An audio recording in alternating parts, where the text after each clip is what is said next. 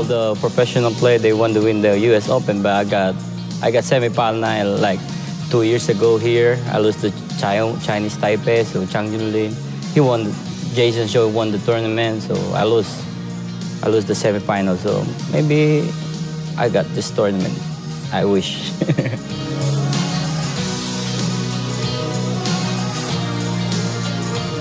I come here to win the tournament. I mean, I don't play in a tournament if I don't think I can win it. So yeah, I'm going for gold. Yeah, all the way. Yeah, second or third is not good enough for me. It's time for our third match of the last 16 stage at the US Open. Your commentators for this one, DeLuna, has gone into the commentary box alongside Michael McMullen. Thanks very much, Tom. Can you believe it's the first day of the single elimination stage of the US Open, and we won't be seeing a single American player? Shane Van Boening, the only home representative left, he doesn't play until tomorrow, and after the elimination of defending champion Jason Shaw earlier, Imran Majid is now the only remaining British player heading into his match against Jeffrey DeLuna. How do you see this one shaping up, Ted? Well, you'd have to call this a 50-50 matchup. Imran once got, a few years ago, 9th place in this event. DeLuna has not challenged in this event. Both of them, as I pointed out at the top of the show, Mike, are very well traveled, have clocked in plenty of frequent flyer miles over the last 20 years. But neither of them has achieved what you would call greatness in the sport. And here they are in the final 16. Both of them have played very well to get here, especially DeLuna. He went undefeated in the double elimination format. So Jeffrey DeLuna of the Philippines playing perhaps his best pool in the last 10 years. Well, they can both take another step towards greatness in this match. That is Imran Majid from London. First rack, race to 11, although winner breaks. Pakistani Imran descent. Majid to break. And he's going to start us off. Well, Imran's been around for quite a while, and when there was a bit of a British invasion in pool 10 or 12 years ago, he was there, but he was not the main name. You had the likes of Darren Appleton, Darryl Peach, Carl Boys, our commentating colleague. Imran was always on the scene, but he did not achieve as much. Now, in the last few years, Imran has really upped his game, and he started to get some good results. He really puts in a lot of effort. He is totally dedicated to the sport, as is DeLuna. Now, here you see a very good break-off, Michael, from Imran. This is a great way to settle the nerves. Just perfect. I mean, he gets the one, he lands nicely on the two, and he's got a simple positional shot to get on the three. That's the sort of break you absolutely dream about. And you're right, Ted, it is all about settling the nerves in these early racks. It's a completely different environment now to what these guys were playing in over the last 3 days in the double elimination stage. Yeah, that's a tough grind. But you can be off in the far corners of the auditorium, the convention center, and do your thing. But here, you're not just doing your thing. You're doing it in front of millions of people watching around the world. It is really your chance to shine. This is an ideal start for Majid. Well, you want to stamp your authority early on, and there's no better way of doing that than a break and run out in the first rack. Well, I can tell you that not only was it a great break shot, but look at the spread he got on the balls. So it creates less traffic. He's got that whole center of the table to move that cue ball around. I think a lot of people at a low level think it's all about hitting the cue ball as hard as you can on the break. But of course it isn't. It's more about timing. That's what gets you that kind of a split. And as you rightly say, Ted, he certainly did it there. He does a lot of coaching, actually. And if he could coach his pupils how to break like that regularly, he'd be a millionaire. Right now, he'll settle for just winning the first rack.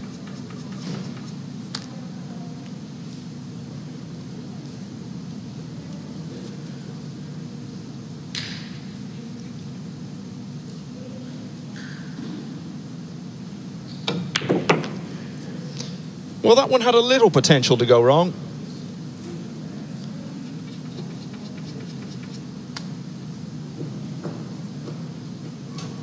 And this one isn't 100% guaranteed. A little bit of pressure on this as it's the opening rack.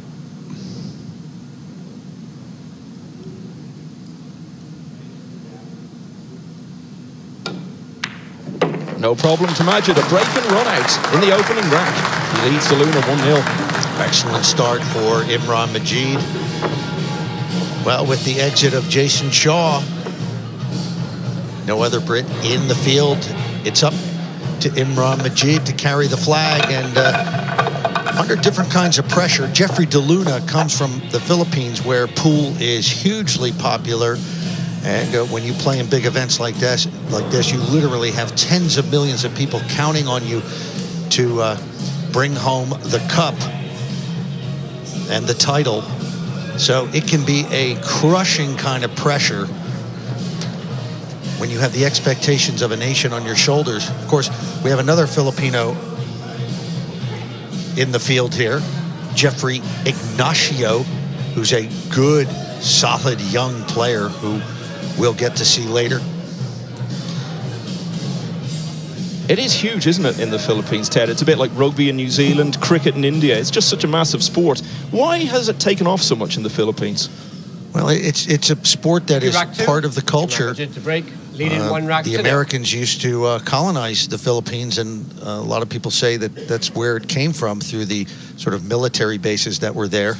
And you always know they have pool tables, but it just seems to fit the psyche of Filipinos. They're very good at this kind of game. They love playing it all day long.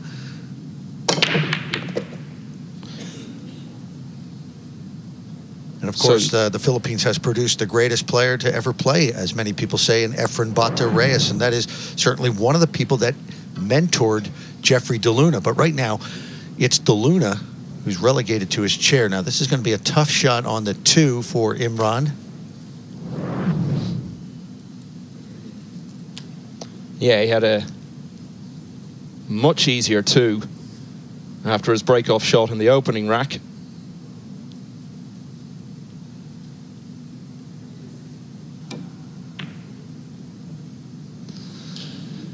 That's always going to be tough. Off the rail, cutting it down from across table.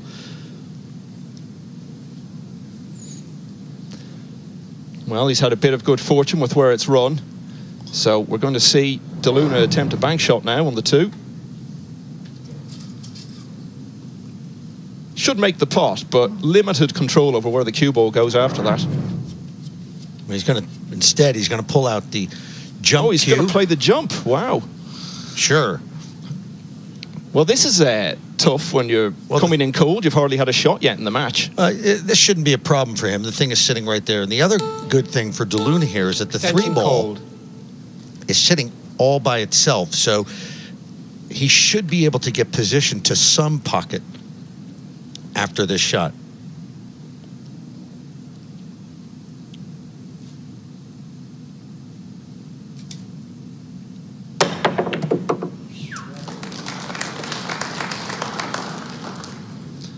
Well, it was definitely the right call. As I said, the bank shot, he would have had very limited control over where the cue ball was going. But that's a fantastic jump.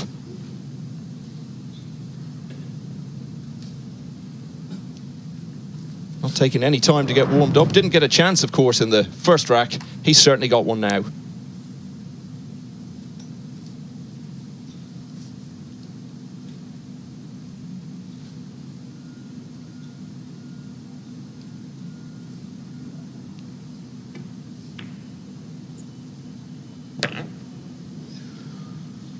That was a nice touch there to get position on the pink 4. So once he gets this, if he gets position on the 5, it will all open up for DeLuna. Yeah, I said Majid's chance in the first rack was the sort you dream of. This isn't far behind, you know.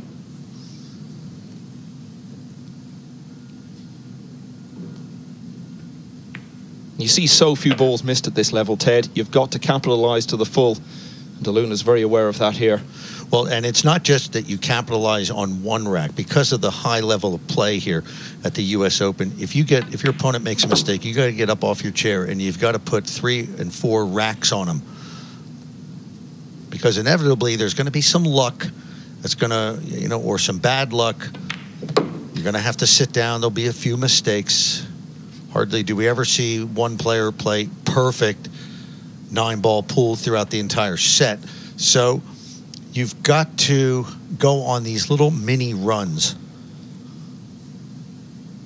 And that's what Ruiz did against Ko Ping Chung in his last match. And of course, Filler, now there was a case of almost perfect pool, not quite, but wow, what a breathtaking performance by the German. So Majid missed a testing 2. DeLuna took out his jump cue, potted it, and ran out from there. It's 1-all.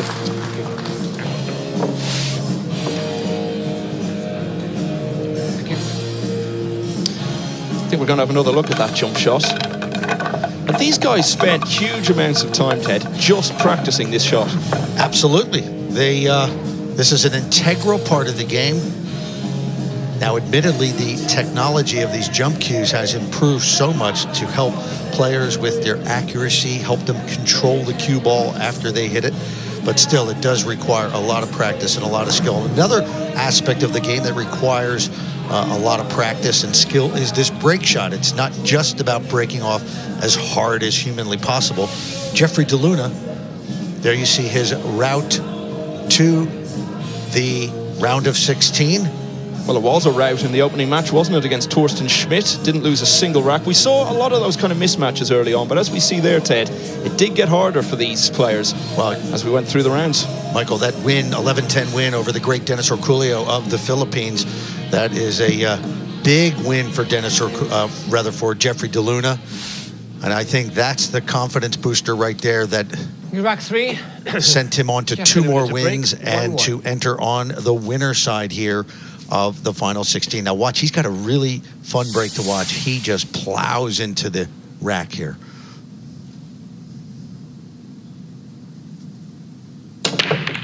Well, he's learned his lesson. Oh, no. he scratched. He He's scratched.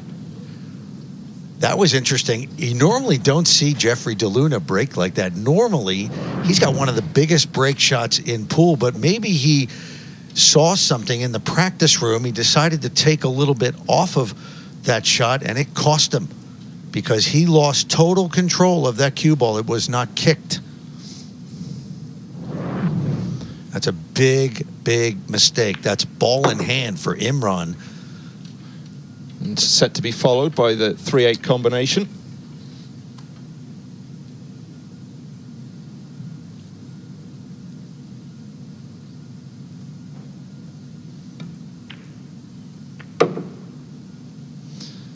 Which just leaves the 3 sitting nicely over the pocket, 4 sitting there just as nicely It's the to the opposite corner.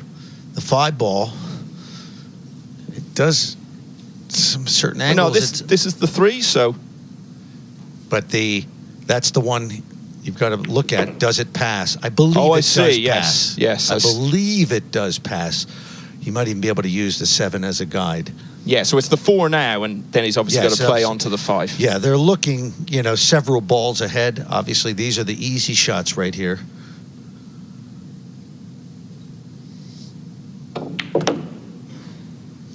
Doesn't look from there like it can go, but from the overhead angle, it actually looks more promising.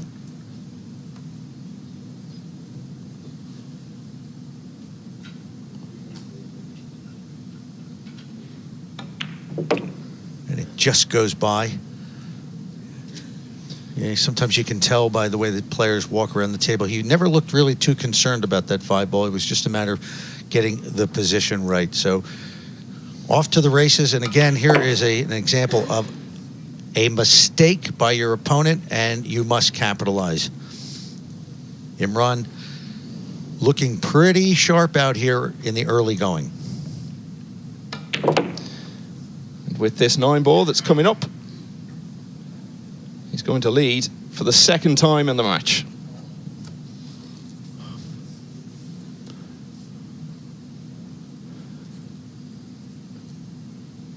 Early stages, but always nice to be in front at any stage. Majid is ahead at 2 racks to 1.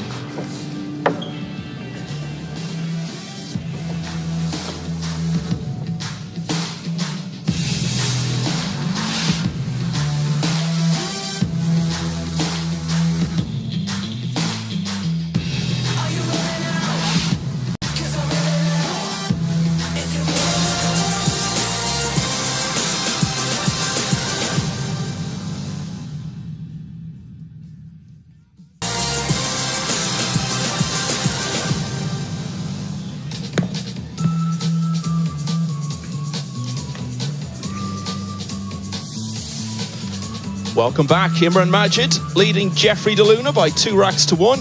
Majid, the only remaining British player in the 2019 US Open here at the Mandalay Bay in Las Vegas.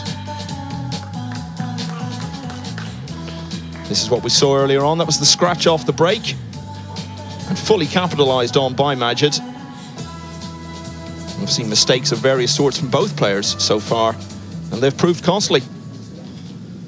I'm wondering if Jeffrey DeLuna, when he gets another chance at the table, if he's going to go back to that old Jeff DeLuna, the Bull break. That is his nickname, the Bull, and that was because he was known for many years as a guy who had the biggest break shot in pool. Sometimes it was to his detriment because he just liked to break them hard, but you don't always have to do that.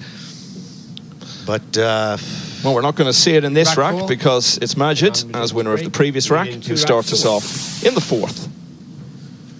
Now, Imran had 2 good break shots before in the 2 times he's been at the table. Yeah, the one in the first rack led to a run out. It's looking good right now. He got it the 1 ball down. Looks like the 2 ball is also down. Well, he can see the 3 through that little lane, but that is going to be a very long pot if he decides to take it on. Yeah, left himself an awkward 2 and missed it from his previous break-off shot. I would suggest this is at least as awkward.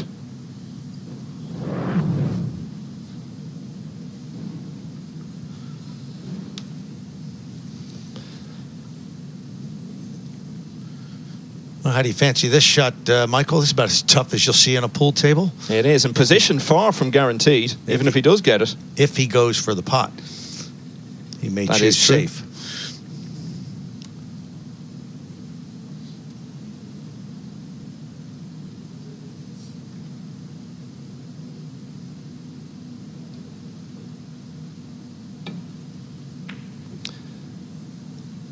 Yeah, he likes to attack, but that looked a bit tentative to me.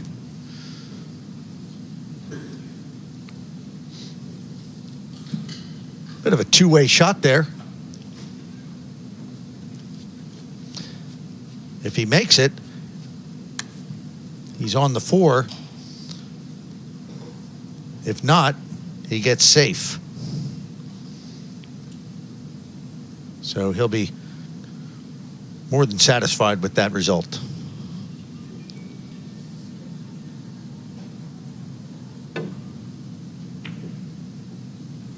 That was a good effort. I think he may have gotten safe on that. Turn that off, please. Yeah, he was looking anxiously there, wasn't he? A little bit of body language. It's certainly very tight as to whether he can get through to that. If he can, it is sitting over the pocket. But again, position not guaranteed, even in that eventuality.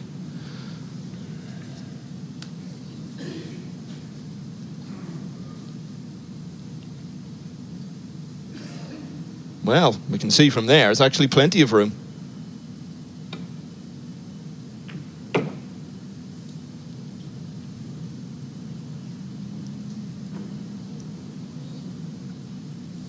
But we said, positionally, it would be difficult.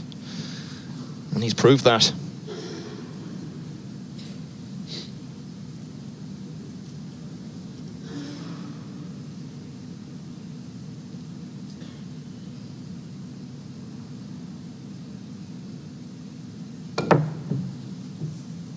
Whole shot. Well, 3 times it slipped by the 4. Just couldn't Not the find the focus. angle on that. Oh, wait, I mean, that was so close. Repeatedly. But ball in hand at this level, Ted, it can be decisive in a rack because you give a chance to set up an easy pot. You can place it wherever you want positionally. I'd say maybe 90% of the time, perhaps more. When a player gets ball in hand at this level, they run out from there.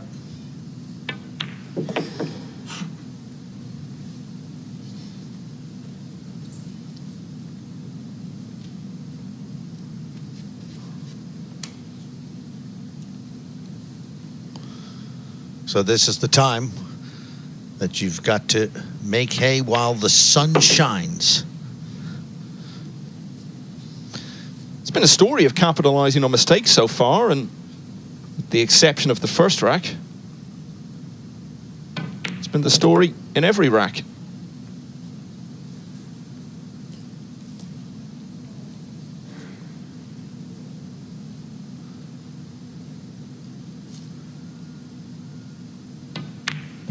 In this case, it was a misjudged positional shot from Majid, which ultimately resulted in DeLuna getting ball in hand. And going on from there to level the match at 2-all. Blow for blow stuff so far.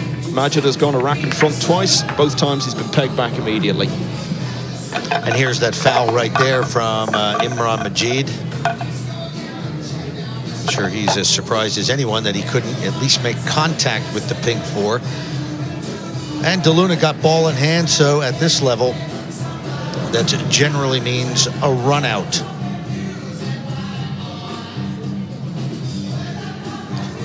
Jeffrey DeLuna turned 35 on St. Valentine's Day from Manila. As he said, he came straight through the winner's side. And after that win over Dennis Orculio, Ted, you said that would really fill him with confidence. After that, his next two wins were actually pretty straightforward. 11-3 against Kenichi Uchigaki and 11-5 against Lu Hai Tao. So the Orculio win was the big one. He'd had a close scrape in the previous round as well against Chris Robinson, the only American player he faced on his way to this stage. He won that by 11 racks to 9. To break 2-2.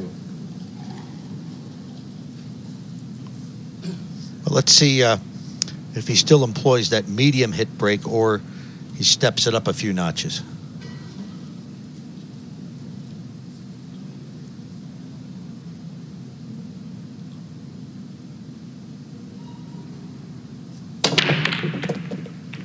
That was a little bit harder, and that was achieves a lot more success. That is really good. He's got the one ball down, and watch there. This time the one ball goes in the side pocket. The cue ball gets kicked, but it was still heading in the proper direction off the rail, so a much better effort there from Jeffrey DeLuna. He put a little more action on that break. Yeah, and in potting the 2 here, he does have the angle to come back in the direction of the 3, but I wouldn't say position 100% guaranteed. Got a bit of work to do to get the shape. Now you see he pointed to that area right where his cue stick is, sort of hovering over the table there. And that'll get him in that alley for that 3 ball.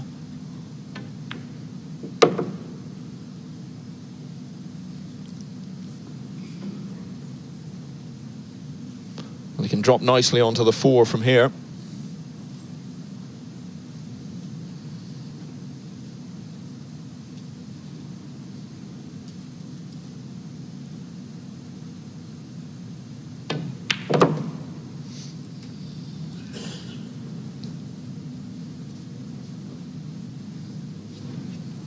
You mentioned Efren Reyes earlier, who's actually been something of a mentor to him, Ted.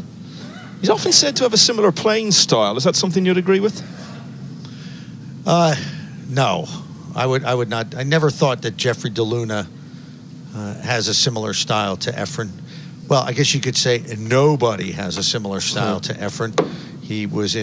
Efren has always been on another planet, actually another universe when it comes to pool, and Efren knows shots that the average mortal couldn't even dream up. Now, having said that, being mentored, yes, that is very true. That DeLuna has played in the Efren Reyes era. He has hung around, played plenty of money games with Efren and all the other guys like Bustamante, Rodolfo Luat, all the big names from the past generation of great Filipino pool players. He kind of bridges that gap between the older generation and the newer ones coming up, like Jeffrey Ignacio, who will be playing in our final 16. Yeah, he'll be playing tonight against Chang Yulong.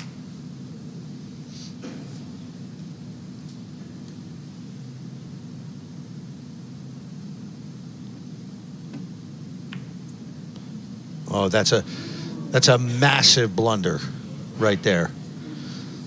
That is a mental error. Well, I was going to say, we haven't seen much sign of nerves, but I think we perhaps did on that shot. Absolutely no excuse for that, and he knows it, and he's going to pay a big price.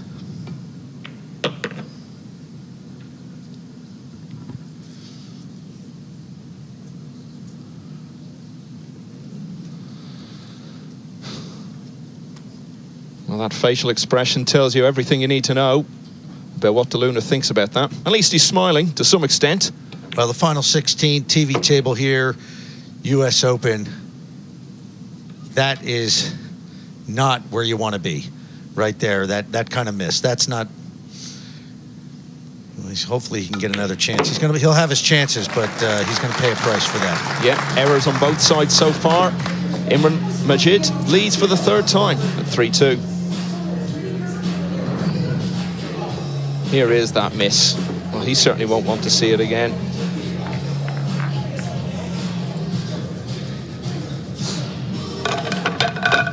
I wonder now, would he have missed that in the 33 table stage without all the spotlight? But that's what you've got to do at this level. You've got to acclimatise to these different conditions. You're going to be playing in them if you're going to get to the later stages of a big event like this. Well, that's why we put the players on this Matchroom TV arena, to test them to the limit. So there you see Imran Majid's path. He lost to Chang Yulong of Taiwan, who's also in the final 16. That was a close one, 11-9. He's had quite a few close matches, but hey, defeating Skylar Woodward 11-8, that's a big name right there. Neil's fine as well, so he's claimed a couple of big name scalps along the way. Cheng Chi Lu, a great player from Taiwan, he beat him 11-7 in a very hard-fought match. That was the one that put Imran into the final 16 off the loser side. His biggest success came in really in 2010 when he was part of the winning Great Britain team in the World Pool Team Championship. That was an event in Germany. That was a five-man team with some of the greats of British pool, including Darren Appleton, Darryl Peach, Carl Boys, Imran Majid was on there. So that was a great win for them. And as I said, he's been in the thick of things for many years on the European scene. He's got a ball down. Yeah, and he's got a shape on the one. He's got two down, actually. 5 and 6. 6 in the corner, 5 in the side.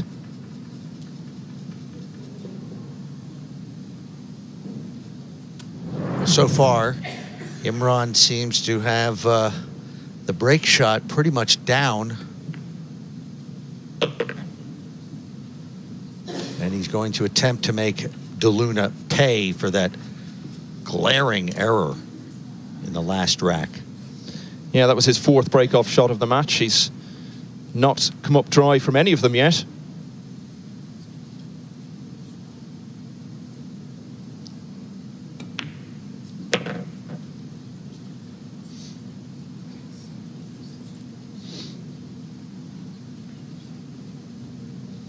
He's effectively a full-time player because away from the tournament table, his income comes from coaching players.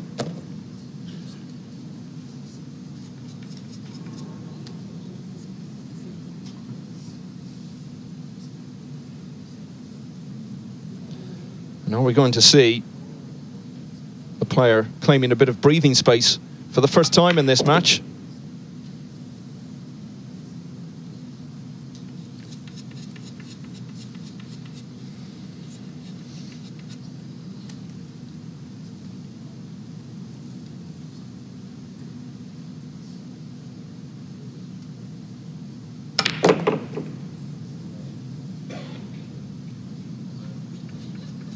Oh, that took some good judgment, and he's done it very nicely. Nice confident shot there from Imran.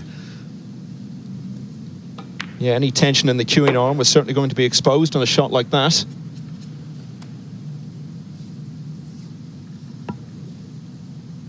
So he's been a rack ahead twice before.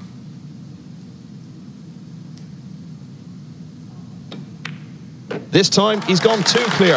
Imran Majid leads Jeffrey DeLuna by 4 racks to 2.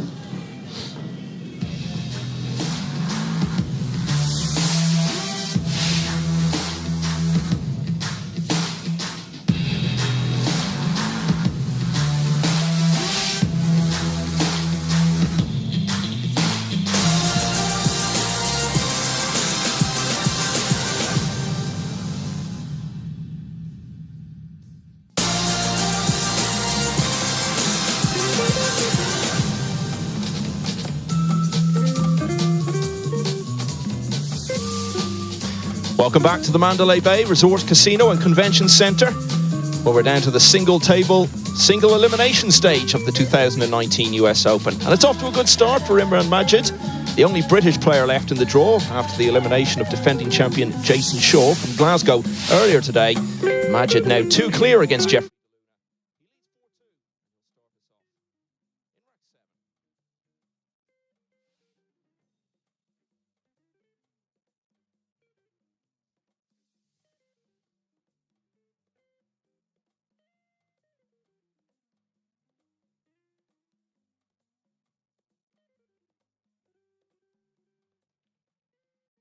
He has really got this break shot down.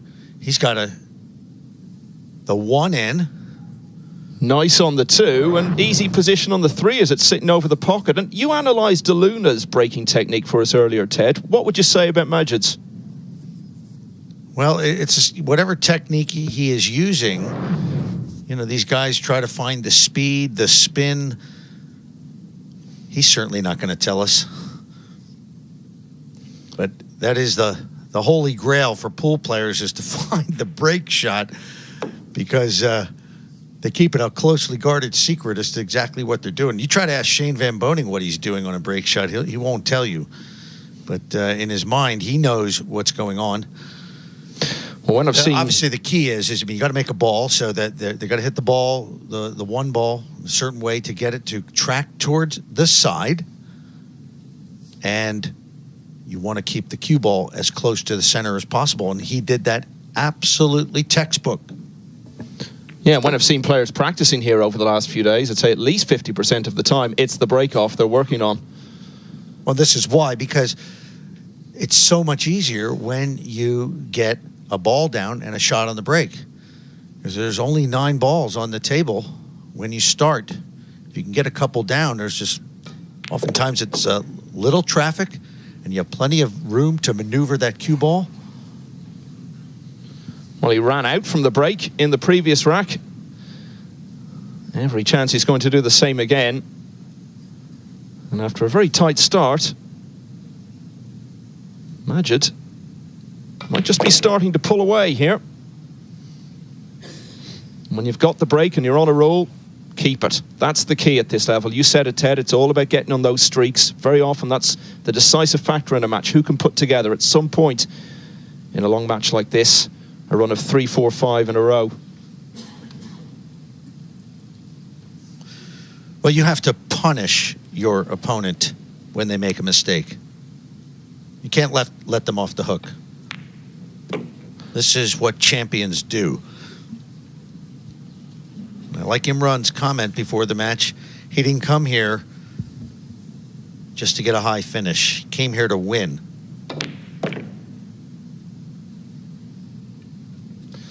Well, we've talked a lot about punishing mistakes. Perhaps the biggest one we've seen so far was that miss on the 7 by Jeffrey DeLuna in the 5th rack, and he's been sitting down since. And I've heard some people say, oh, well, Imran, yeah, he's a lot of experience, but he's not good on the TV table. Imran's getting the last laugh at the moment. Yeah, he's settling in. He is looking very comfortable, Michael. Yeah, very much so. I think there were maybe 1 or 2 little signs of a tentative approach in their body language early on. But Majid completely settled in now. A couple of break and run outs there in the last 2 racks. So 5-2. And this is the first time, Ted, that this event has been played in Las Vegas. It's actually the first time it's been played outside of Virginia, but it's an event with a long and proud history. That's right. This event went on for about 42 years, and it was founded and promoted by the late Barry Berman, whose name appears on the new trophy. Of course, with the passing of Barry Berman several years ago, his children, Brady and Shannon, took it over, but they felt, after a few years of being promoted by and organized by Pat Fleming, who was also playing in this tournament, but he's a great promoter in his own right, they decided that to achieve the vision of of what a U.S. Open should be, that it would work in the hands of only Imran Majid one to company break, and one leading person. 5 Barry Hearn, racks to 2. Matchroom Sport. And sure enough, Matchroom took the event and has created this amazing environment here in Las Vegas. And it just seems to be the perfect segue for the U.S. Open, and the future is very bright for this event. Yeah, this is the rebirth year, effectively, of the U.S. Open. It was first played in 1976. That was a great year, Ted. I was born. And Mike Sigel won the U.S. Open. He went on to win 3 of the first 8 stagings. Well, look at this. Shot, the 1 is down, shot on the 2. Perhaps the only issue here, the 5 and the 8 are tied up, but he may be looking at the combination there. That's what he's looking at. Yeah, with the 8 just over the pocket, it's certainly an option.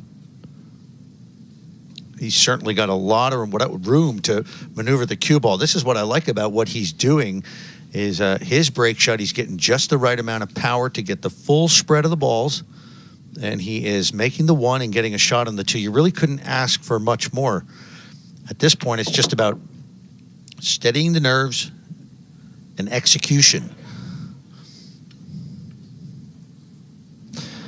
He's got experience of playing on the big stage. He was a Mosconi Cup player.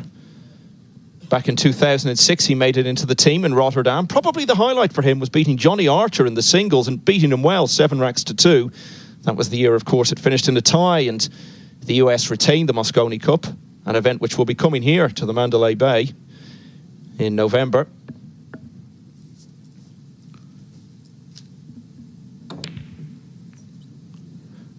And that is where the streak ends. That was unexpected, Ted. Certainly was. Let's take another look at that and see how exactly that happened. Well, apparently the lane going to that pocket was very thin, so from overhead, Michael, it looked like he had plenty of space, but oftentimes it's a lot different when you're right down on the table. So a break for Jeff DeLuna, but he's got to negotiate this 3-ball.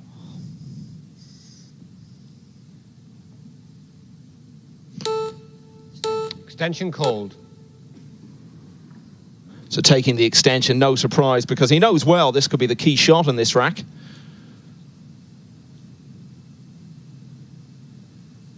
Difficult pot, as you say, and the positional side of it certainly needs to be taken care of as well.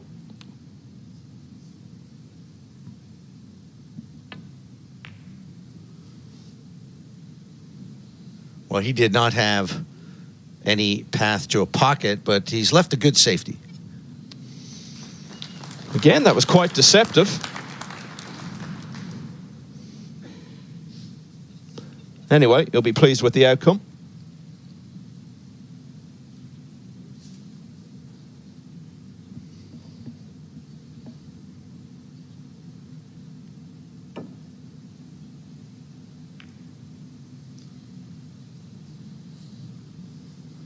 Well, that one he's got away from Imran. He hit that a little bit too hard, and he has left that shot on. The only thing is that DeLuna will be cueing off the rail.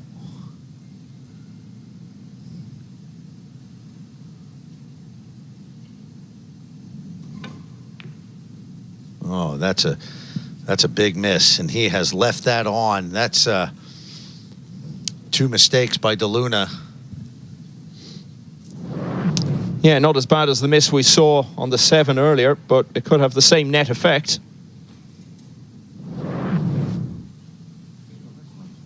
Yes.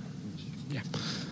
And that is a worried face. He knows he could soon be 6-2 down. Oh, he's playing a guy who is breaking as good as I've seen anyone break in this tournament. First part of this match, Imran has figured it out on the break shot.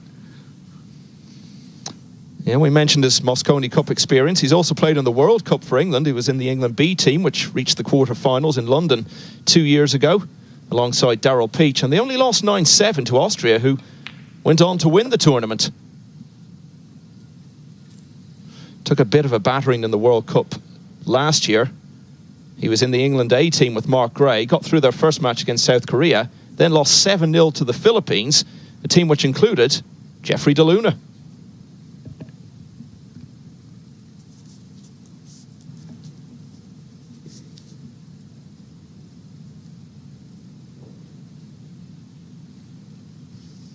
He's looking to carom this 8-ball in.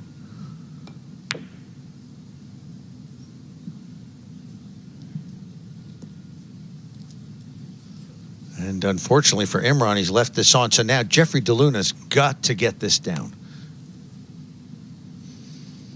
Yeah, Majid has punished his mistakes more effectively than DeLuna has in turn punished those from Majid.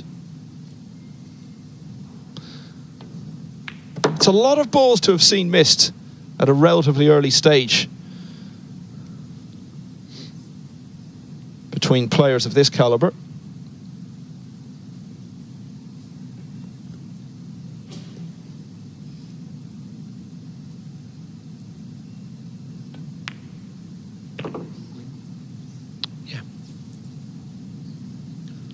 He's asking for the referee Nigel Reese to clean the cue ball.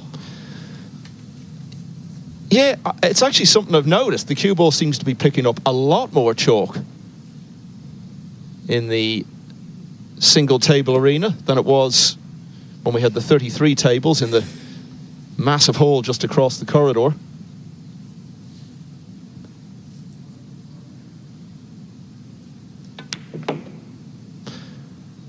So DeLuna gets a reprieve.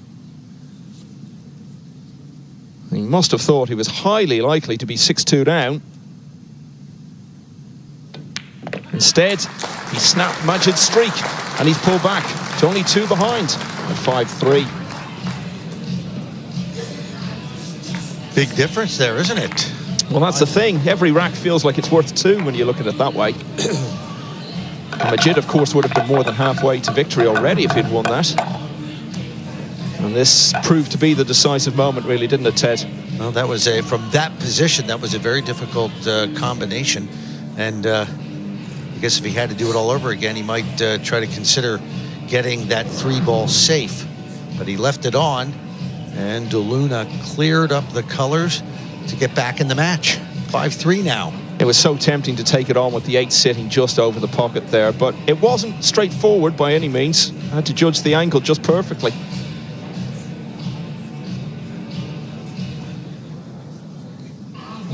Intense focus on the faces of both players.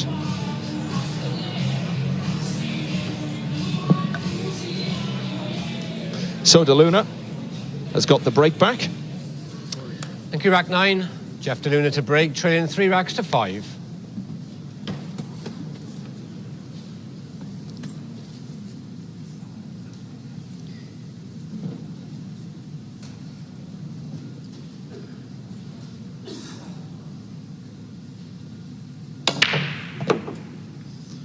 He's got a ball down. What he needs is a shot on the 1. Yeah, the 8 is down. It does that 1 pass to the corner.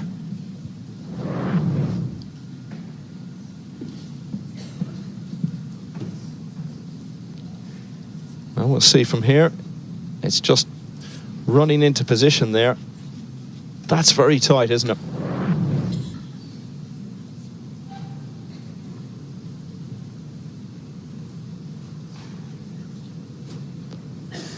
And he's also going to have to bring the cue ball back up for the blue 2. No. head. Yeah, the shot wasn't on, so he plays safe. It's a nice effort there from Jeff. Yeah, clearly didn't go, but he'll settle for that.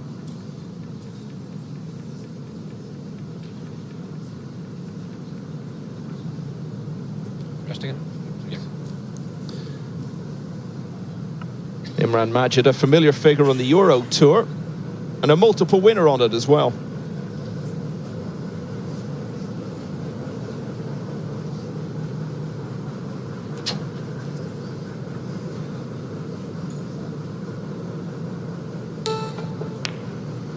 Played the kick shot.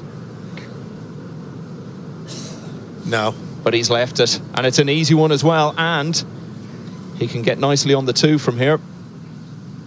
He's probably figuring he could have tried to get that cue ball, rather the 1 ball behind that green 6, hit that too hard and brought it out into that open area. And now DeLuna with a big opportunity to get it to 1. Well, he was actually just the wrong side of the 1, but he's played that nicely.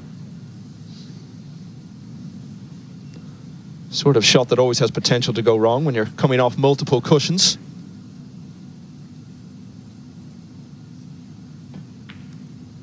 Isn't it amazing how quickly things can turn around? Only 5 minutes or so ago, it looked like we were going 6-2.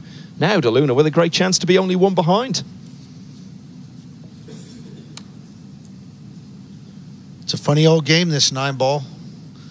It's got a lot of twists and turns, and it's never over till that last 9-ball goes. And I suppose that's why the fans who do follow the sport love it so much. Well, the amount of twists and turns we've seen in 8 and a bit racks is remarkable, especially when you consider that 3 of those were break and runouts. So much has happened in the other racks.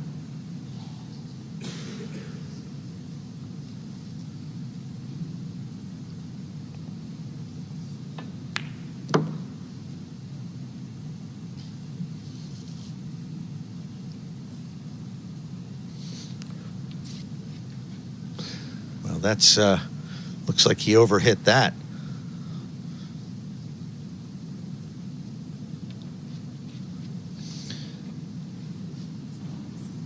Yeah, very much so. And I don't think you'd say either player has really hit their full flow yet.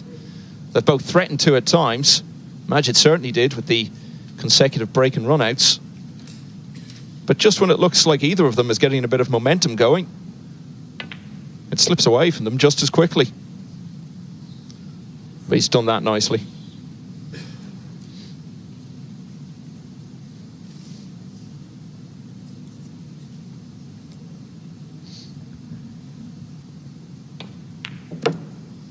Well, I will say this about the Filipino players is that most of them are not afraid to move that cue ball all around. I'm sure many teachers of the game would tell you that the best way is to keep control of that cue ball, if at all possible.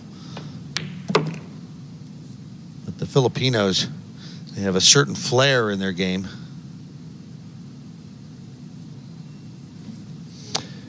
Yeah, I think we've seen that already at times in this match. Jeffrey DeLuna is on the comeback trail. He was 3 behind. He now trails by only 1. Majid leads 5 racks to 4.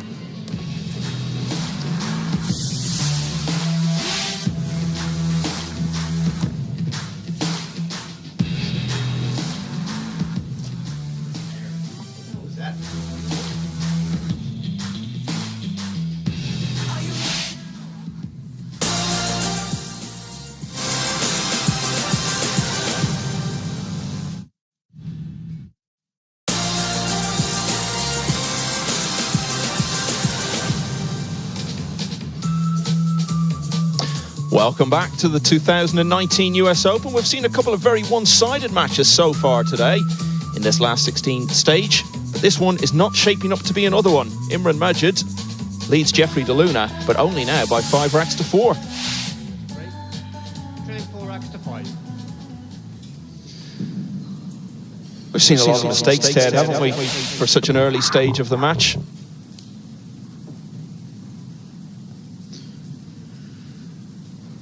Yes, and it looked like Imran was threatening to run away with it there. He had the measure of the break, but a mistake allowed Jeffrey DeLuna back in the match. And he's taken advantage of that mistake, and that's what you got to do. But is he going to get a ball down? No, he's come up dry now. Has he left the one? He may just have been lucky there.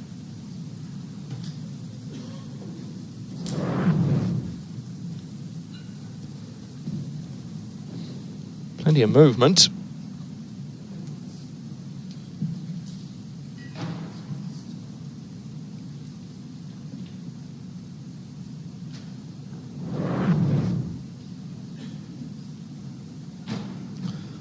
One dry break for DeLuna. Push out called. As I mentioned, Imran has been breaking very well. None for him. So this is the push-out shot. And this is the shot that you can only play after the break shot. So you can push the ball anywhere on the table you want, and the opponent has the chance to, well, rather the option to shoot it or to hand it back.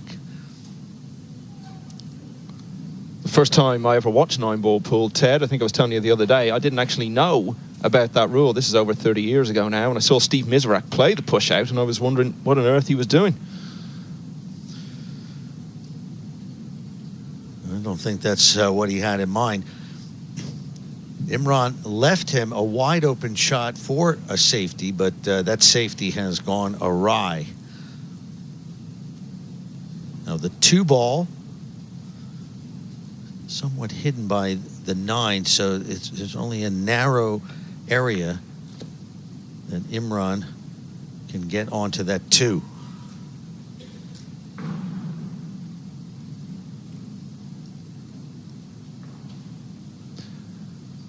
We've seen errors of all sorts so far in this match.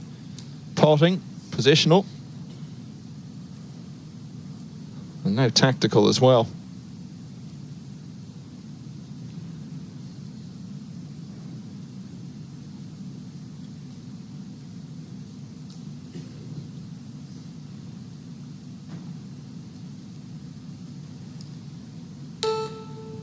Extension called. Yeah, he's called the extension there, and I think that was inevitable. He's taking his time over this. He knows how crucial it could be to this rack. It's been up and down a couple of times now. So if he's going to go for the pot, it's a very difficult pot, but he should be able to get the cue ball around for the red 3.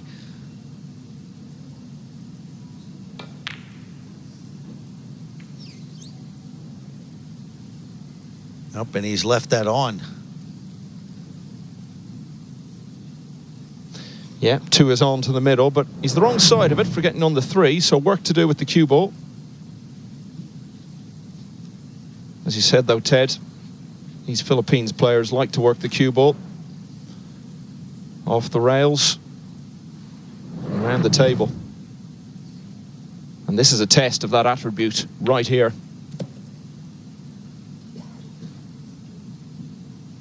One of the reasons they are so good at moving the cue ball all over the place is many Filipinos grow up playing a similar rotation game to 9-ball. It's called rotation, actually, where there's 15 balls on the table, and you go from 1 through 15. So with that many more balls on the table, they have to get very creative with the cue ball to get into position to score some points.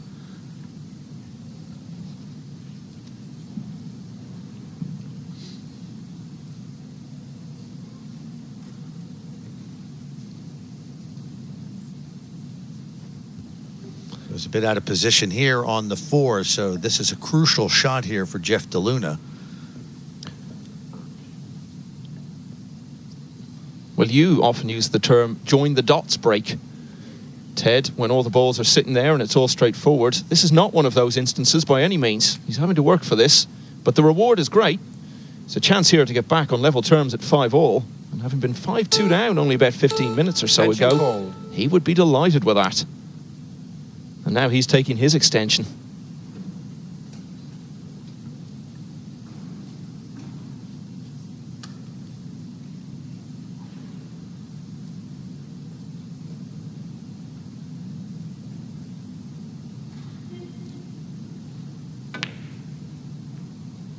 Goes for the bank.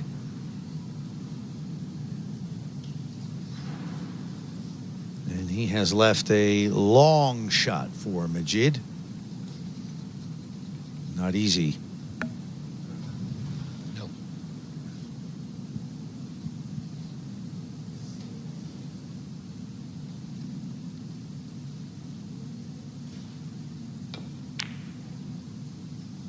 So Imran just chooses for a safety.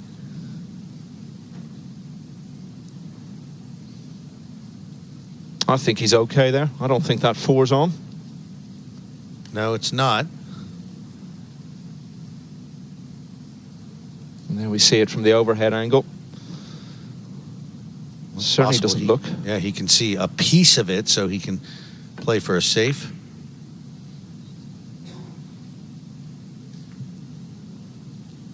Well, that did not work out well. I think neither player is going to be all that pleased with the safety side of their game so far.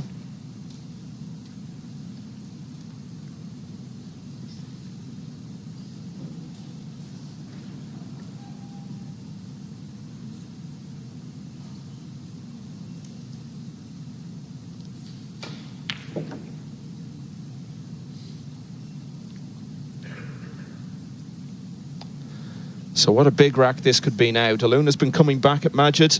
He was 3 behind. He had a chance to draw level. Now Majid has the opportunity to give himself a bit of breathing room again. But not quite routine from here.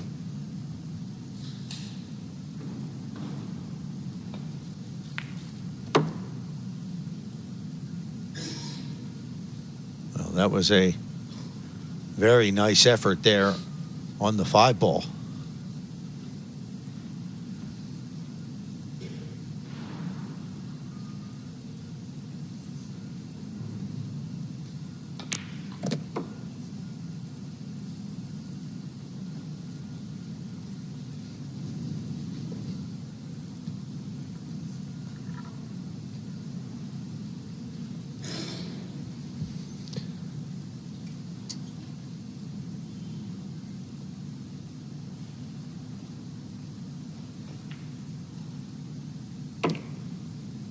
Yeah, he's done that well under the kind of pressure that he'll be feeling at the moment as we move towards a key stage of the match. Wasn't guaranteed to get that right. Well, that just looked a little nervy. Slightly snatchy with his cue action there, but should still get this.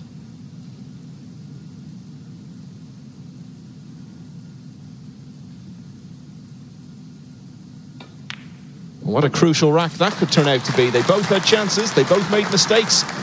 Majid, though, has ended up winning it. Now he leads by 2 again. That's 6-4. Well, Jeffrey DeLuna is going to have to be a little more careful with his safeties. You cannot be leaving shots open like that. He needs to be putting his opponent in jail on the safety, not leaving him long shots or even a peek at the ball. We talked about the practice, Ted. They all practice the break so much. They spend a lot of time practicing the jump shots. But what about the safety side of the game? Is it something that the players spend much time working on? Well, if a player wants to become a world champion, yes, that player generally is known to be working on their safety play. That's for sure. It is an essential part of any player's arsenal. You cannot win just with offense. Sometimes the best offense is a good defense.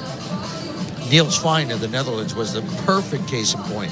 For 20 years, he was known as a great offensive player, and he wasn't that good at safeties. And sure enough, you know, he hadn't won a world championship.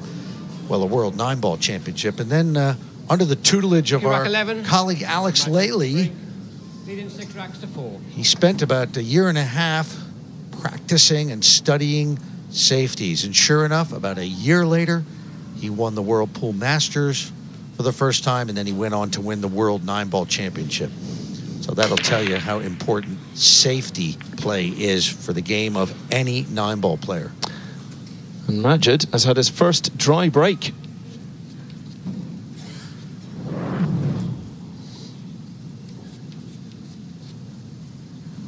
It's been his big weapon so far in this match. Doesn't want it to start letting him down now, as he just starts to see the first glimmer of the finish line. He's past the halfway point now, effectively. Well, you see one dry break each. Oh, that's another glaring miss. Jeff, come on. Massive let off, Ted. But has he had good fortune?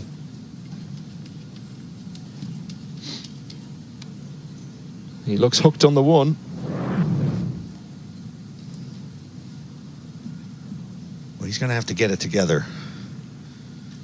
He cannot continue in that vein unless Majid goes down with him. But that was arguably easier than the incredible 7 he missed earlier. Oh, that's a fantastic shot. He was hooked on the one, but great jump shot. Fantastic job by Imran Majid there, and manages to get position on the 2. Look at that. Look at the way that cue ball comes back out. But there was quite a bit of distance to cover with the cue ball there just to make the pot. So to get position as well, a commendable effort.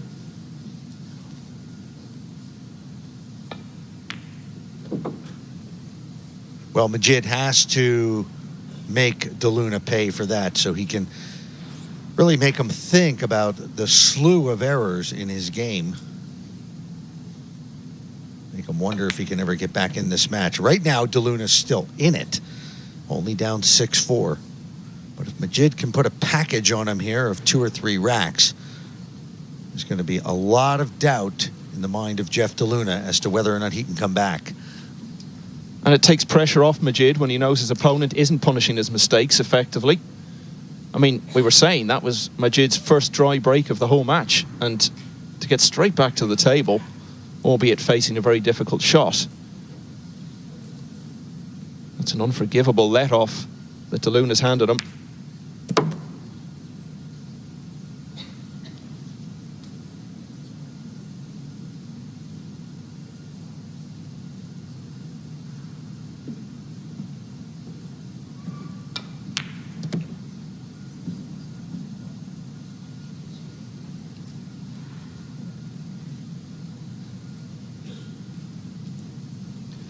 I mean, this is an example of just the sort of shot you'd normally expect them to get, but just under this kind of pressure, as we've seen, these can be missed.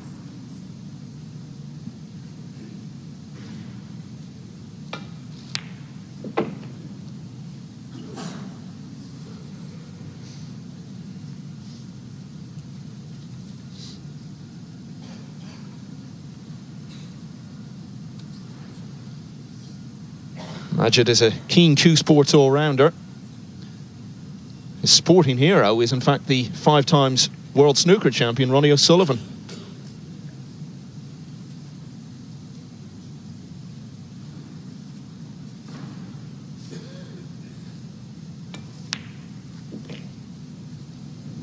And not to be 6 times this year, of course, after his astonishing defeat to James Cahill.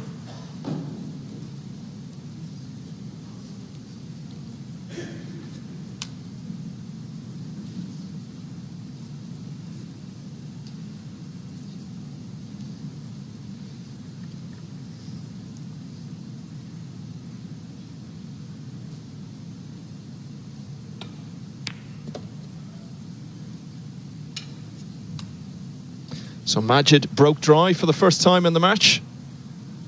DeLuna, though, handed the initiative straight back by missing an easy one. Majid jumped it in and went on from there to go 3 clear once again at 7-4. Well, of all the mistakes we've seen, Ted, so far in this match, that one from DeLuna could just turn out to be the one we look back on as the most costly. Yes, his game is quite loose at the moment. And I don't mean that he's shooting loose and freewheeling it. That's what I mean. Missing shots he should never miss. He should make that every single time, and it's happened a number of times in this match. That was a great jump shot and position for Imran Majid, and he's able to get it down to this 9-ball. 7-4. The winner goes on to the quarterfinals tomorrow here at the U.S. Open 9-ball championship. The loser is out. Yeah, we had the double elimination stage, which meant once you lost a match, you got another chance. You moved over to the loser's side. But that's all over now. One defeat now ends your US Open campaign.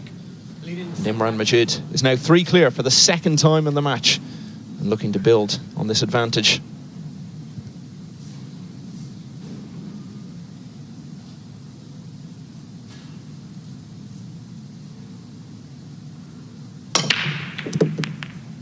Broke dry last time, but not this time. And he's on the 1. I think it goes past the 8 anyway. Well, looking at it there, perhaps not. But of course, he would still have the combination. Oh yes, the 8. The 8 is very close to the pocket, so he'll go for that. And you can see lining it up.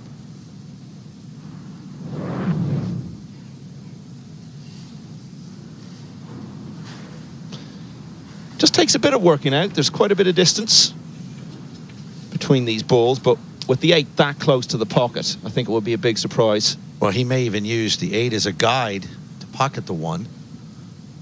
Play it as a carom. Personal preference.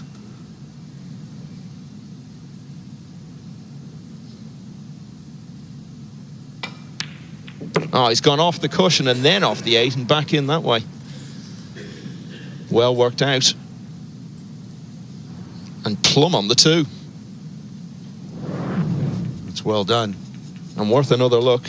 Little lesson for you players out there. Maybe just picking up the game. There's all different sorts of tricks you can use to pot a ball. Doesn't have to be straight in. It was nicely done by Imran Majid. And he's off and running in this rack. He's got to get position above the 3 ball. Well, he collided into the 4, and this could be a problem. He collided into the 4. He had the right direction to get above the 3. Now he is snookered behind the 5. You see, watch this, see? He had it all planned out, but he didn't plan on running into the 4.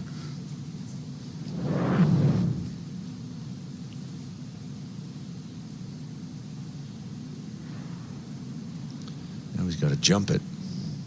Well, he's played one very effective jump shot already in this match. In the previous rack. Foul shot. All in hand. That was not another one.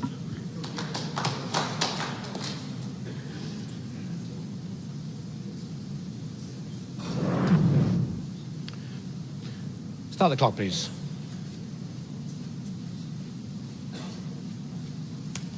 We've seen a lot of really high quality play, a lot of fluent play throughout this tournament, Ted, but this is intriguing in its own way. It's fascinating to watch all the mistakes being made and so many twists throughout. Clearly a real test of nerve. They're both obviously aware of the high stakes. Chance to be in the quarterfinals of the US Open. And we're at a double your money stage now. $3,500 guaranteed for getting this far, but that pretty much doubles as you go along, leading all the way up to that $50,000 first prize on Friday. It's a bit of a lifeline for Jeffrey DeLuna, but he's going to have to run a much tighter ship if he wants to get back in this match.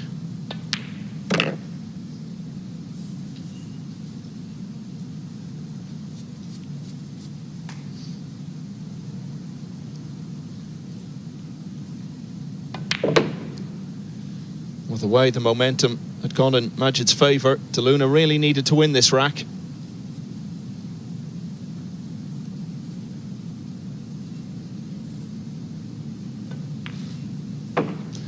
And Majid has denied the chance to go 4 clear for what would have been the first time in the match.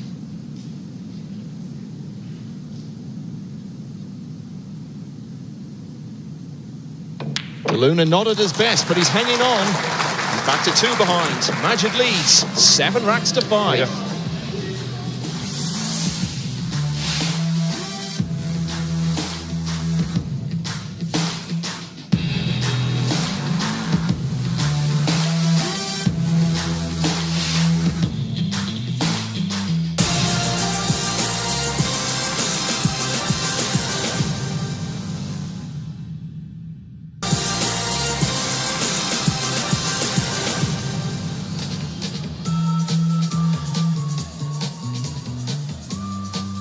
Welcome back to the 2019 US Open. Imran Majid is on top against Jeffrey DeLuna, but he's not having things all his own way. DeLuna taking the last rack to close back to 7-5 down. It's a race to 11 for a place in the quarterfinals against Alex Pagulayan or Lucius Yap. Here's how it all fits into the draw. We already know Joshua Filler, the world champion, is into the quarters. He beat Jason Shaw, the defending champion here from Glasgow, by 11 ranks to 4. He'll play Francisco Sanchez Ruiz, who won by the same score against Ko Ping Chung. They were both fairly one-sided. This is definitely not. It's threatened to be a couple of times, but every time it looks like Majid is getting a bit of momentum going, Ted, he gets pulled back. Well, it may be a case, Michael, of the winner limping across the finish line. Yeah, and I think they'll be happy enough with that. You can always improve, having had a match, to acclimatise to the one-table situation. Feel more comfortable maybe in the next round. You can't improve when you're out of the tournament. So DeLuna back to 5-7 down. Let's see how he breaks off in this rack. Well, after watching the incredible performance of Germany's Joshua Filler and Spain's Francisco Sanchez Ruiz put in a pretty solid performance, you're going to have to step up your game. Either of these players are going to have to turn it up several notches if they want to advance far in the remainder of this US Open. Well, his last break was dry. That one was not. He's got the 6. But not ideal on the 1. Does that cut to the middle? Well, it certainly does. Whether he decides to take it on is another issue. You know, of course, he's got to get position on the 2, so he's got to bring it back up table. Yeah, the 1 is actually the far side of the pocket from him, so he'll be cutting it back. It looks like what he's going for. Or he just decides to go safe. I think that's the right call, Ted. That was so risky. And running into other balls, potentially, the way the cue ball was going, was a big ask to get on the 2.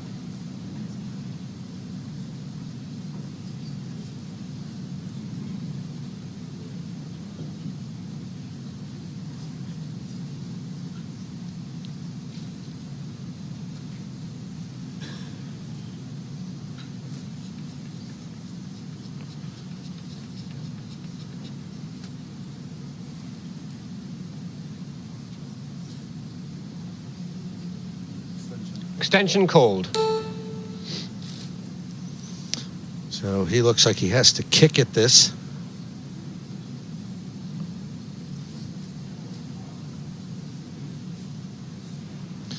Whenever you see a player take his extension, it's almost like an acknowledgement that he knows he could be facing the decisive shot in the rack. So trying to kick off the left-hand side, he could pot this.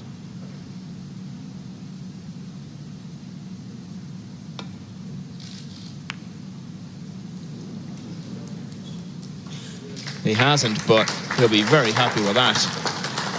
Nice two-way shot there. Yeah, he didn't seem interested in the kick shot at first, actually, but I think he spotted it quite late in the day. But as you say, played it as a two-way shot. Knew he'd probably leave it safe, playing it the way he did, even if he did miss.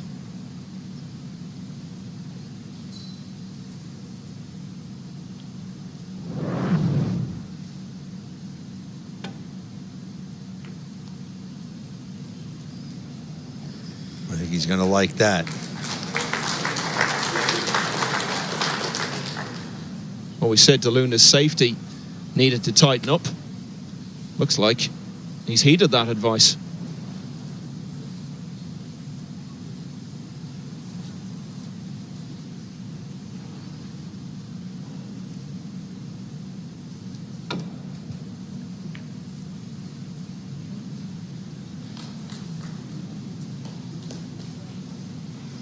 Got lucky there.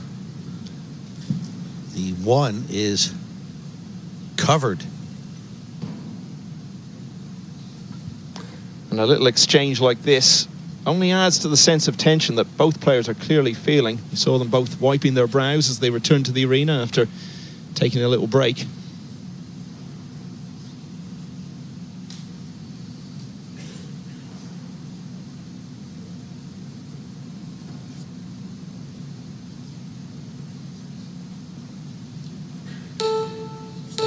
Attention called.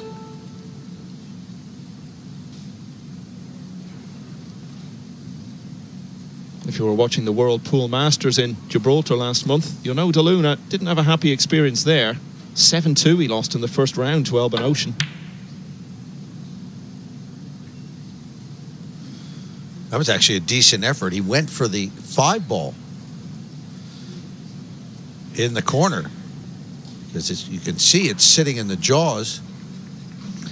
But close is not good enough in 9-ball. He's left it on for Imran Majid.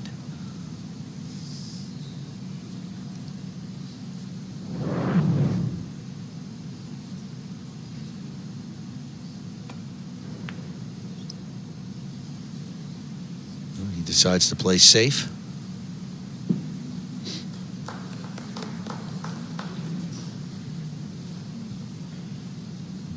So it's a battle of tactical pool. Well, we've seen the whole range of 9-ball in this match. We've seen some break and run outs. We've seen some great pots, jump shots. And a higher than usual ratio of tactical play. But a lot of it has been of better quality than that. DeLuna reverting to his earlier loose safeties.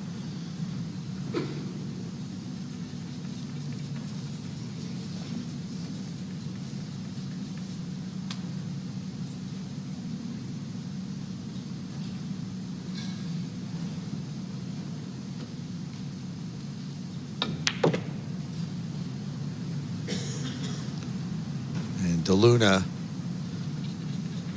again, not happy with himself. He happened to leave a very good position for Imran to be able to bring that cue ball around for this shot. Well, if the match continues in this way, Ted, and DeLuna loses, that's going to be the hard thing. Okay, he can take getting beaten. He's done okay in the tournament, but not to have done himself justice in this fantastic setting of the single table setup. That's going to be the big disappointment for him if it continues in this way.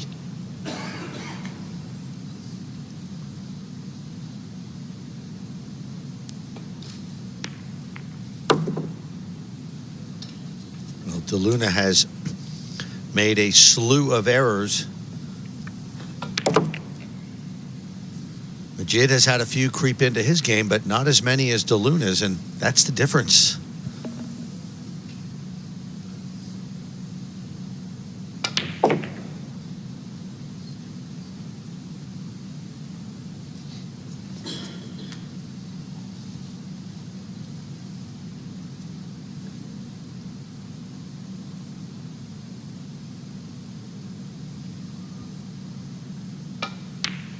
He was 3 ahead at 5-2.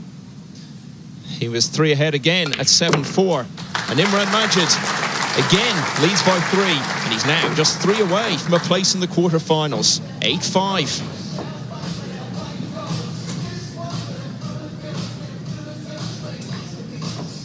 Do you think it's just the occasion and the situation and the new playing environment that's causing the mistakes that are proving so costly for DeLuna, Ted? Well, that could be. Jeff has had a lot of experience playing on the big stage. He hasn't won any majors in his career. He's had to watch other players in the Philippines take those honors. And one could also say the same thing about Imran Majid. Although Imran Majid has won several Euro Tour events, as mentioned earlier, he was part of the Team Great Britain, who won the World Team Championship in 2010. But there have been bigger names in British pool, like Darren Appleton, like Darrell Beach, who won the World 9-Ball Championship in 2007, like our very own Carl Boys. But Imran has always been there. Jeffrey has always been there. They've been at or near the top of their respective scenes. So they've had plenty of experience. It's just one of those things. I don't think... maybe it does affect them to be out here. This certainly is different from the arena that we had next door. And again, while that was extremely tough, you could sort of play in your own little bubble without people watching. But this is all eyes on you here. And in a funny sort of way, the silence is more distracting than the hustle and bustle of the 33-table stage that we had. Dry break. Yeah, stop the press. Only the second time it's happened to him in this match.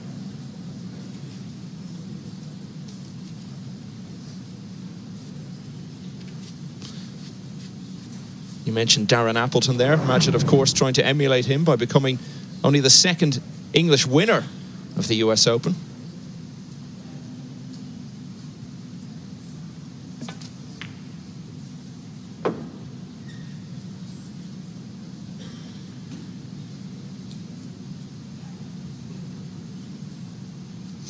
And yet, for all we spoke about DeLuna's mistakes, Ted, he has a chance here to be only 2 behind.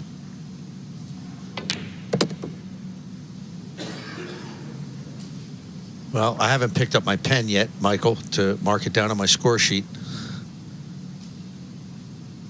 For the sole fact that he has not been able to close the deal on a number of occasions so far in this match.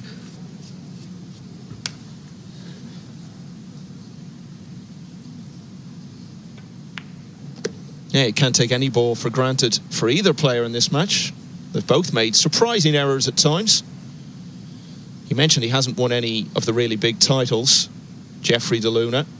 He won a doubles event, the Manny Pacquiao Cup in Philippines, 5 years ago now in his home country. $20,000 first prize there. But as you say, none of the real standout individual titles.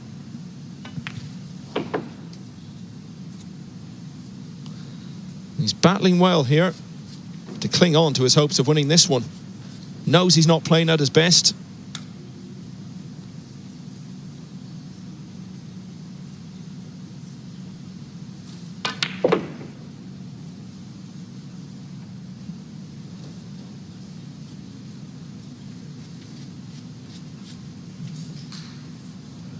He's made some elementary errors, as we said. Absolutely cannot afford one now. Such a crucial rack now. And each time Majid has gone 3 in front, DeLuna has responded immediately.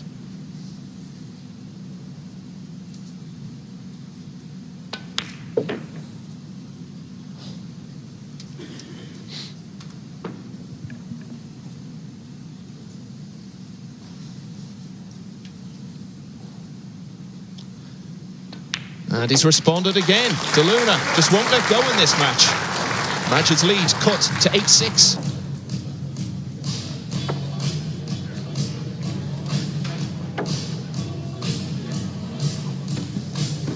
Just while we have a brief break, Ted, we've got to mention Jason Shaw's defeat earlier. He was playing so well. What does that do now to the tournament and the mindset of the other players to see the holder go out?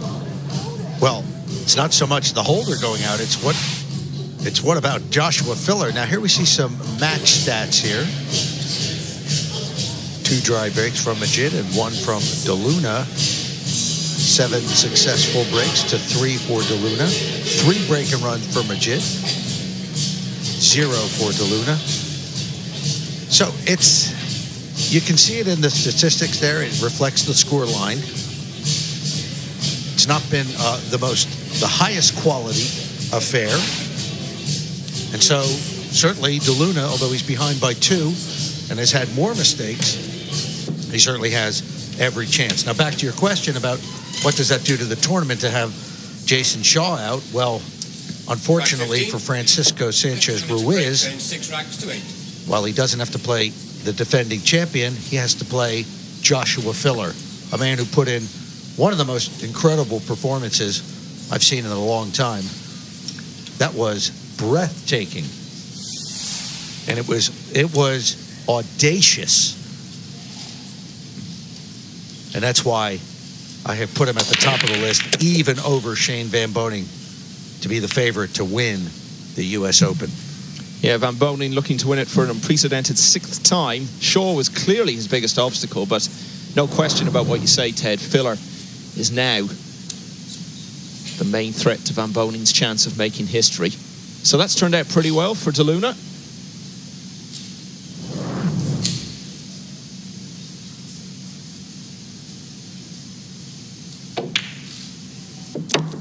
And if he wins this rack, Majid will be feeling a certain sort of pressure. He'll have seen all DeLuna's mistakes, and he'll be thinking, well, I should be further ahead than this, really. I've not put him away yet.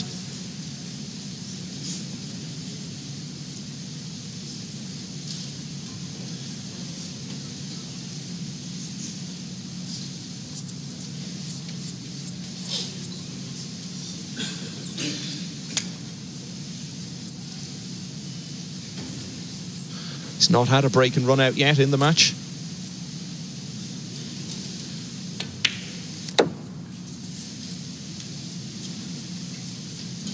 Well, he's got a good chance for one here. There's no excuse if he doesn't get out here.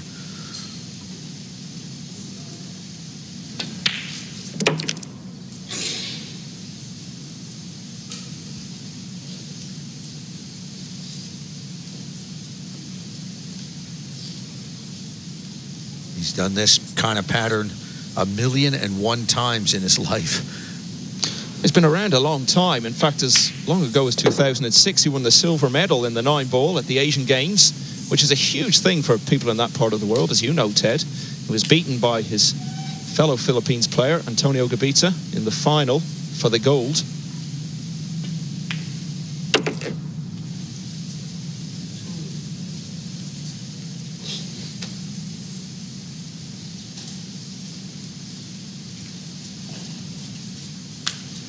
It's an admirable effort, this. He knows he's not hit top form. He's clearly feeling the pressure. And yes, he's still got a very real chance of winning this match. He hasn't led at any stage. He hasn't even been level since 2-all.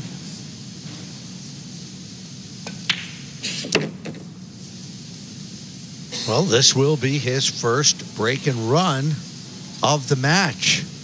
So will this give him that bump in confidence? If that doesn't, nothing will. Jeffrey DeLuna still very much in it. Imran Majid still leads, but now it's only by 1 at 8-7.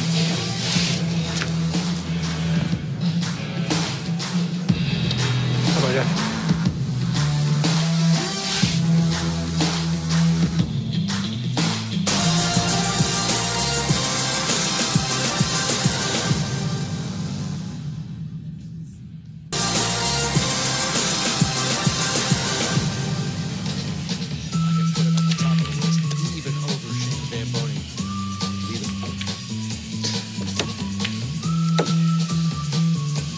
Welcome back to this intriguing last 16 match. Imran Majid is leading, but now only by 8 racks to 7. He was 8-5 in front. It's the third time he's gone 3 racks clear, but every time Jeffrey DeLuna from the Philippines has responded. Now can he draw level for the first time since it was 2-all?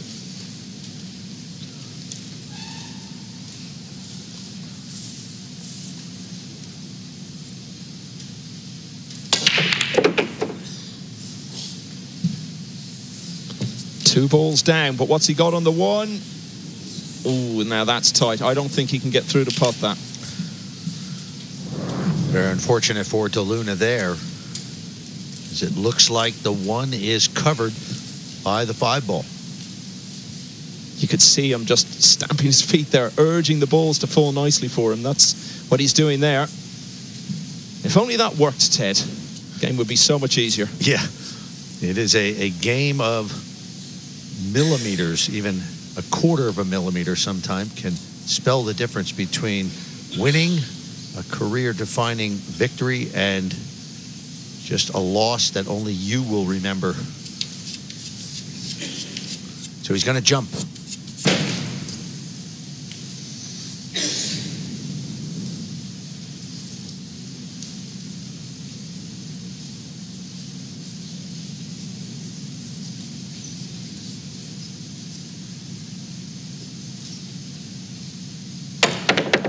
And he'll be jumping for joy after that one. Oh, but he's not on the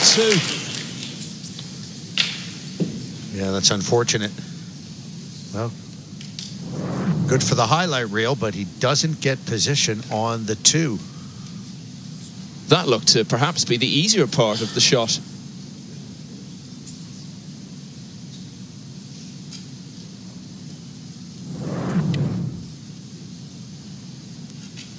Got a safety here, though.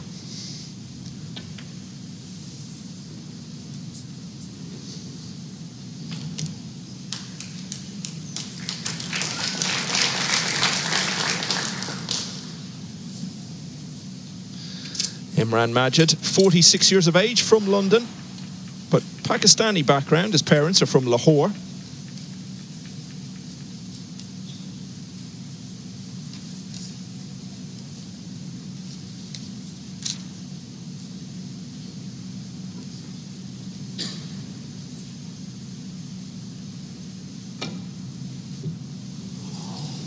Well, that's a foul. Pull shot. Ball in hand. Well, let's have another look at that. Start the clock, please. It didn't come off the rail the way he expected it to. I'm sure he didn't think he was going to foul there. But now that he has, it could be very expensive, because he's given DeLuna an excellent chance here. And what a blow this would be to strike. The match looked to be slipping away from DeLuna. Majid seemed to be getting very much on top. So if DeLuna now finds himself back on level terms, there's only 5 racks to go, he's going to be feeling great about it. He'll feel he's really got away with something. He was being punished effectively for his mistakes earlier in the match. But as it's gone on, Majid has been less clinical in doing so.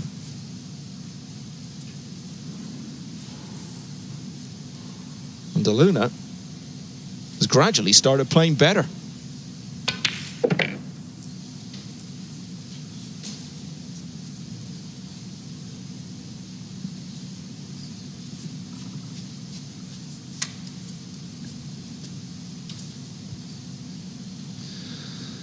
Pensive Imran Majid.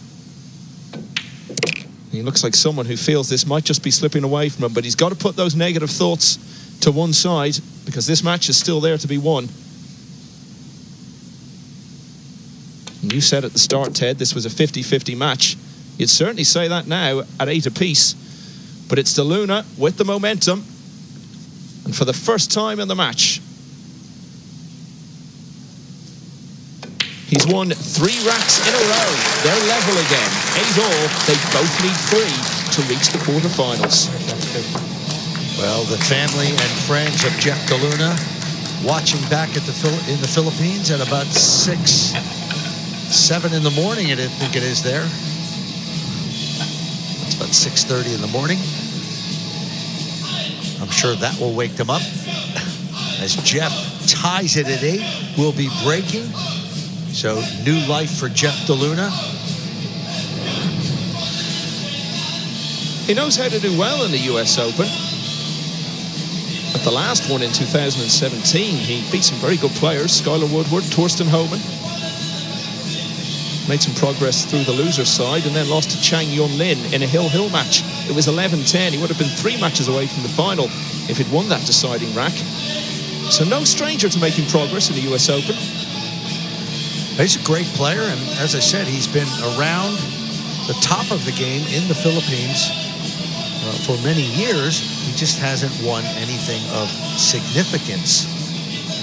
But he's made a decent living at it. He continues to travel the world and play in tournaments all over. He's very talented, too.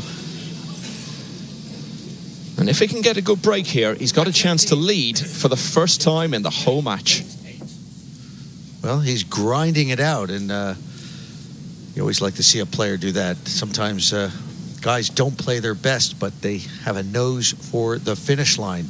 Does Jeff DeLuna have that today?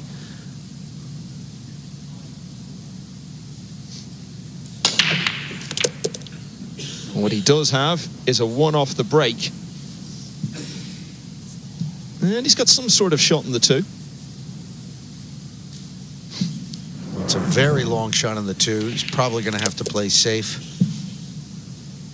The 3 is tied up with the 7.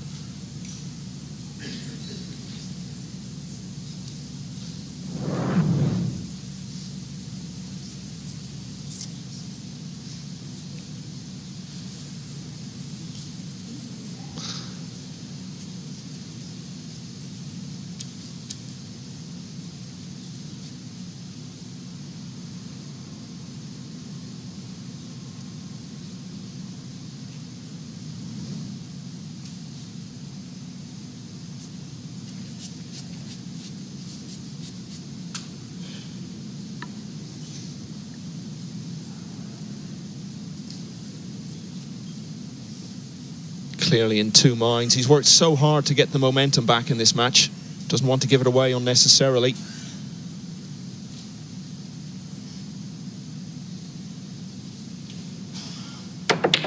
He's gone for it. That's a fantastic shot. That is his best shot of the match. But he's going to have a tough shot here if he chooses to go for this combination. Let's see that again. How gutsy was this? He had to dig into that cue ball, and it actually jumped up off the table. I'll say this, it certainly shows he's feeling more positive now than he was a few racks ago. Absolutely. Now, if he was right in behind this 3-7 combination, you'd really fancy it, but at this angle, it can go wrong. No problem, though. And with every passing shot, things look more and more promising for Jeffrey DeLuna.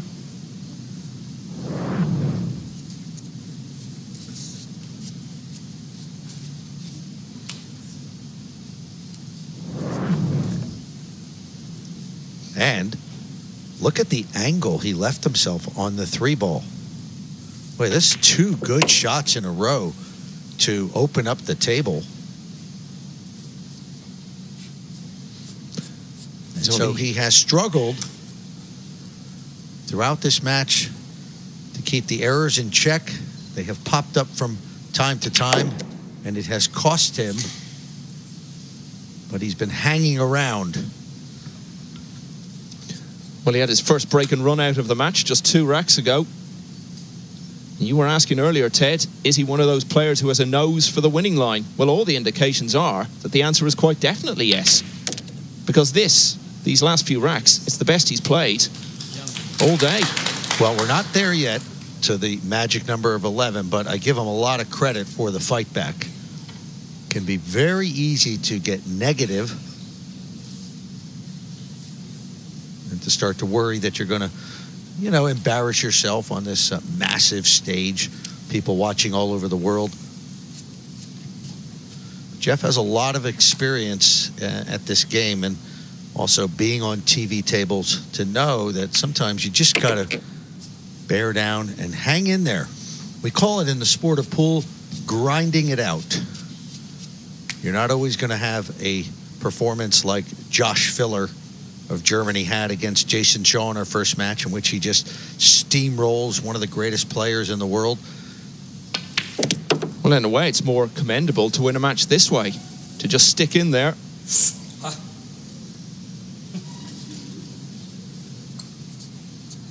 Get the best out of how you are playing. But in a sense, he's maybe gone past that now, because he is actually starting to find some rhythm, putting those earlier mistakes behind him. Well, the 2 shots in this rack, the 2-ball off the rail, full table, cut shot, and then leaving the position. Well, he had a tough position on the bank, the combination on the 3-7, and after that, he left himself great position on the 3-ball. So that was his best rack of the match right there, and it comes just in time for Jeff DeLuna as he leads 9-8. Look at this. I mean, the combo was sitting right there for him, but anytime you have 2 or more balls involved in a shot, there's always going to be a question about whether you can get position on the subsequent shot, and he did with an angle, and that allowed him to clear the table. So good for him. Jeff DeLuna now leading 9-8. Imran wondering, what just happened to my 3-rack lead? Well, this is the first time either player has won 4 in a row in the match. First time DeLuna has led.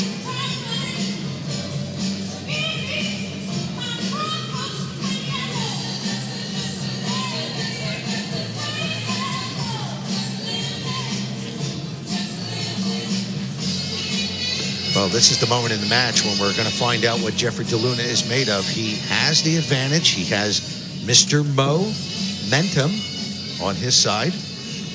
Now, can he close the deal? Rack 18. He's 2 racks away. It's a break, leading 9 racks to 8.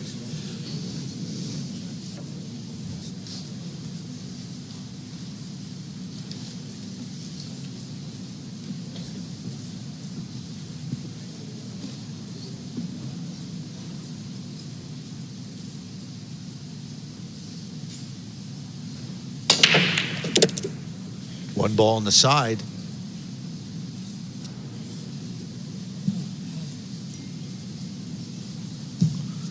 Well, he's got a 2-3 combination lined up if he chooses to go for it.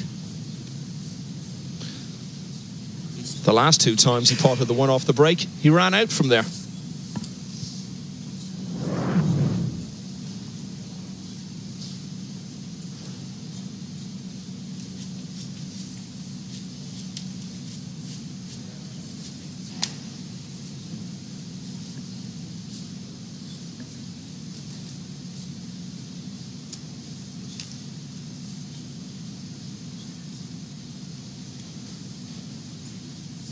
Trying to reach the quarterfinals. He was in a big quarterfinal at the World Cup of Pool in Shanghai last year with Carlo Beato in the Philippines team.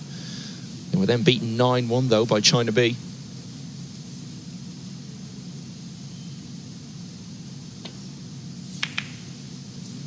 Nope.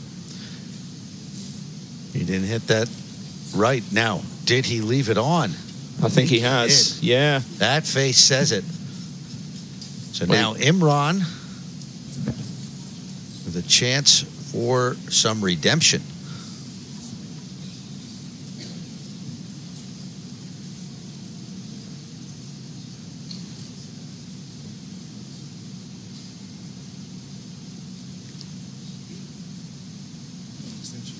Yeah. You want it? Well, don't forget, the 3-ball Extension is called. way up at the other end of the table. So that's what's going into the thinking here.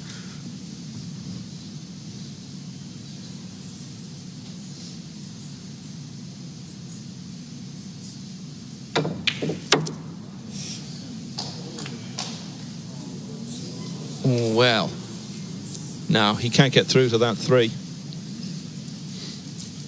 That was always by far the harder part of the shot. You fancied him for the 2 all day long, but there was work to do there.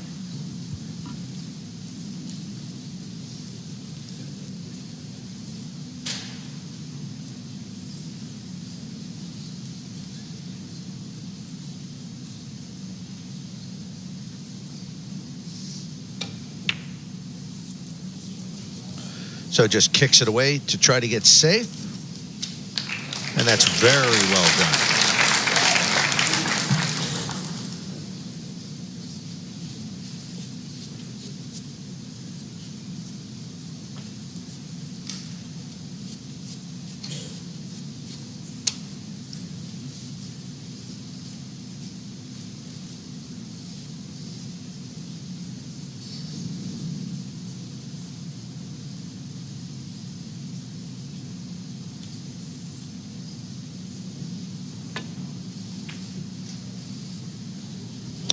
That was not the plan.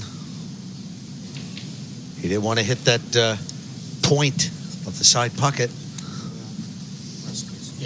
Yeah, not hiding his frustration there with the gesture you saw going back to the chair. He wanted that cue ball way at the other end of the table. So Imran now with the rest. It's a delicate little shot, this.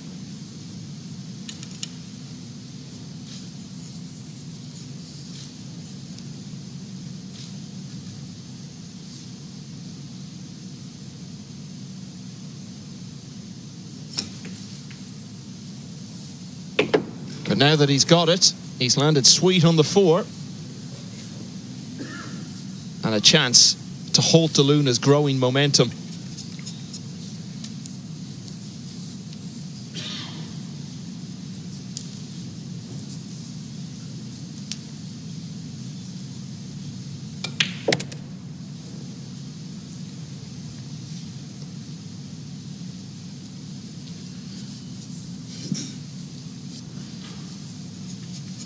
What a contrast to earlier today. Joshua Filler, Francisco Sanchez Ruiz, both running away with their matches, both winning 11-4. This has been a totally different sort of contest.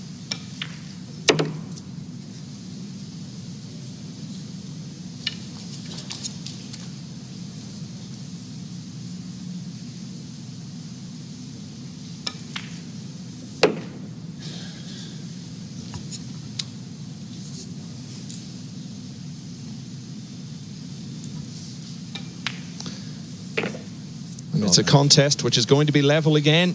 They were level at 1-all, again at 2-all, and at 8-all, and now at 9-all. They're both 2 away from a place in the quarterfinals.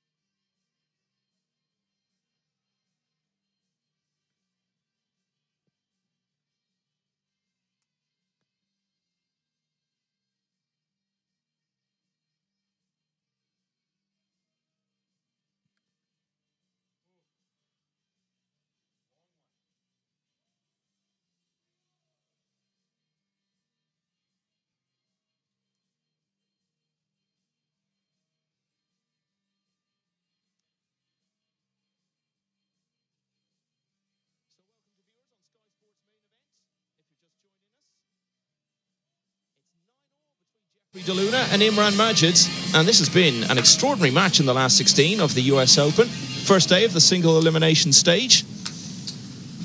We've seen so many mistakes from both players. At times, though, we've seen some wonderful play. 9-9.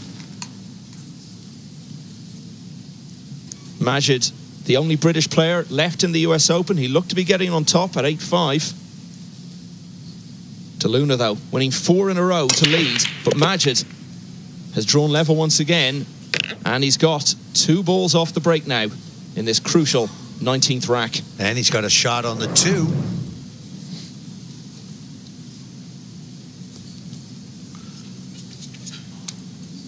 So his next ball after the 2 will be the ping 4, which is sitting out right where he is cueing. We'll draw that back out, except he won't be shooting because he didn't make the 2 ball. That's the sort of ball that becomes so much tougher at 9-all.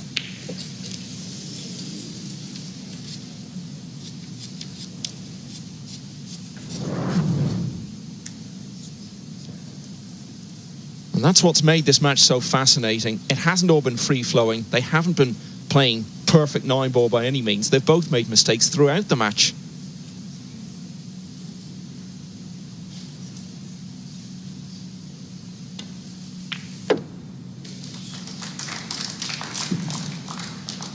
Nice shot off the rail for DeLuna to open things up. Onto the pink 4 now.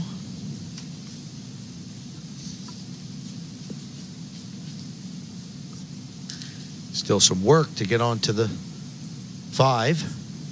And then that will open up the rack. But nothing is easy at this point. Well, Majid proved that, didn't he, with the 2 that he missed. And that's been the story of the match so much. How well can you capitalize on your opponent's mistakes? Because there have been plenty of them on both sides. Majid will feel bad about that 2 he's missed. DeLuna will want to make him feel a whole lot worse.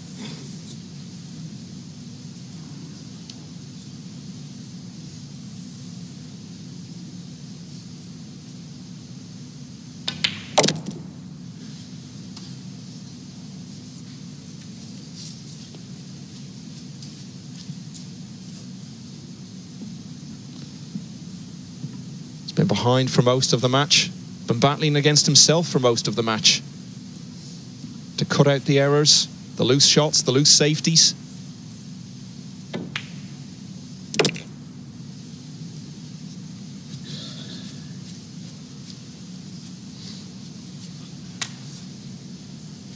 We know they're all good players at this level. They can all pot the balls, play great positional play, imaginative safeties. But the decisive factor is so often how you perform at the moment of opportunity.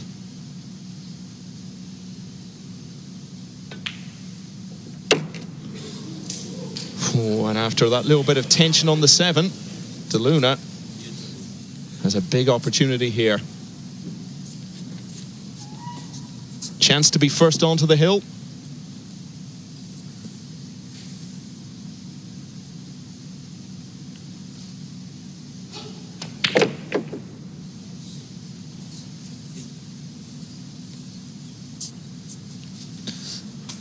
We thought the easy one that DeLuna missed earlier might turn out to be the most costly mistake of all in this match.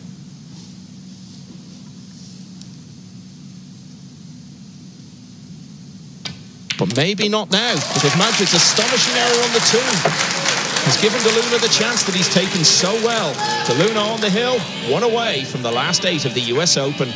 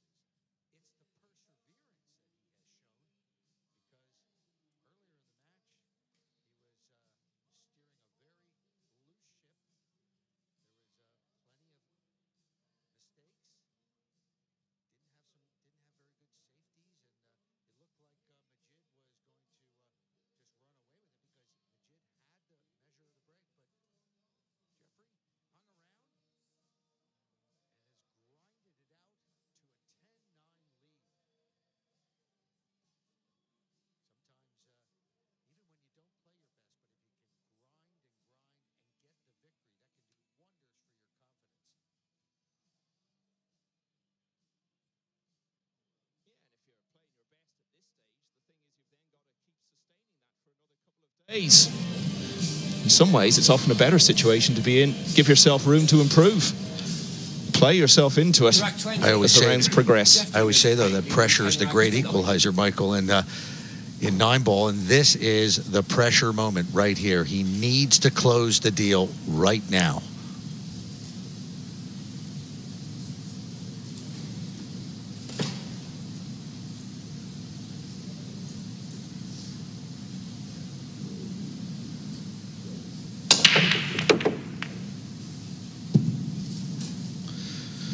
Well, he's not going to be that delighted with this. He has a ball down, but no shot on the one. So he's going to have to give up the table. Push out called. He's called a push out. So time to get creative for Jeff. He spoke a lot about Majid's breaking earlier in the match, but DeLuna's only had one dry break himself. You need a bit of good fortune, though, as well. He didn't get it on that occasion. So now it's all about how he responds to that situation.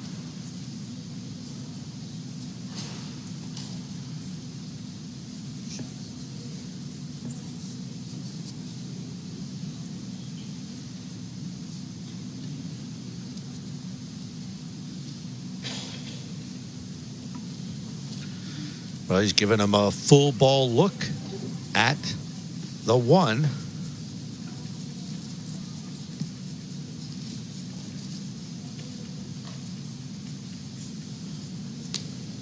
So now Imran can choose to shoot this ball, or if he doesn't like what DeLuna has given him,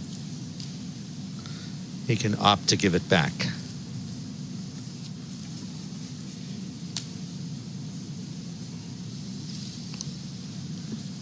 DeLuna's mentor, Efren Reyes, Ted, he was a master of the push-out. He always seemed to judge it so well. Well, Efren is a master of everything.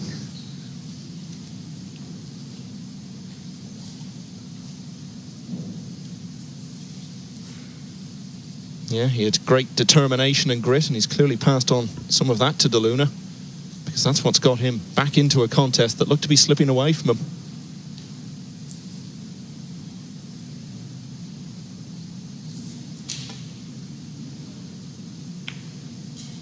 Trying to use the 7 as a blocker. Well done.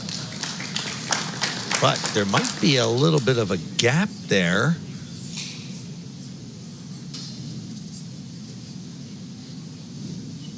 For DeLuna, the one ball peaked out. So he might just return the favor.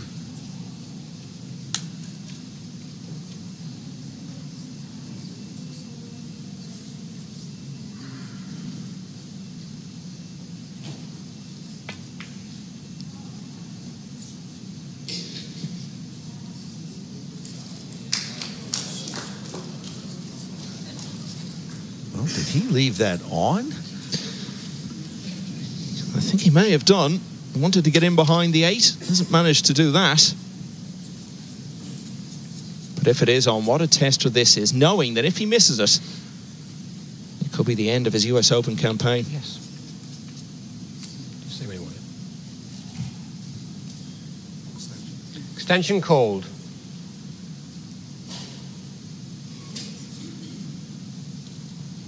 So he calls an extension, rightly so.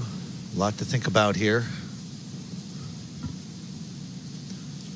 Very easy if he makes a mistake to leave this ball open and on, and that could be it.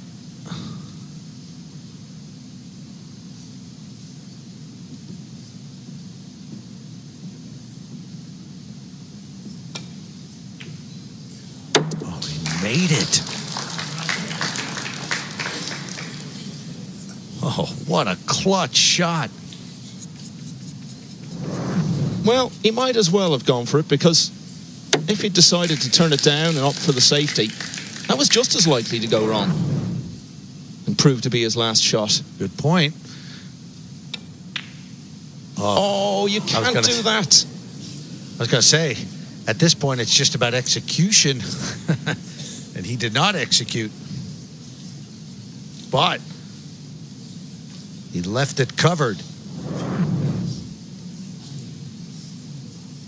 Well, he missed an easy 2 in the previous rack, and it ended up costing him. As you say, though, may have got away with it this time. And surely the 2 he missed in the previous rack, not just because it's the 2, of course, but the fact that he missed that ball in the previous rack must have been in his mind there. Extension called.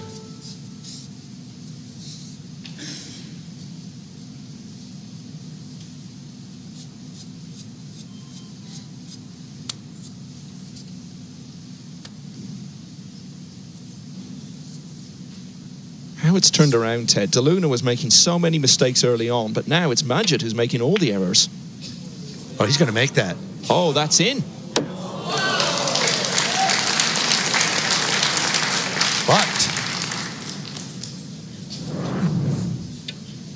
what was just an attempt to kick it out of there and get safe has now turned into a very long hit on this 3-ball, so this rack isn't over yet. The balls don't forgive you, do they? Majid misses the 2. DeLuna gets the stroke of fortune.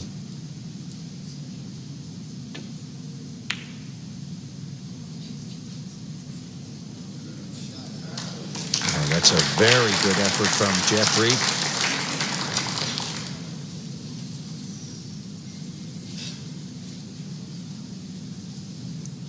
Majid's confidence has taken a battering with the balls he's missed in the last couple of racks.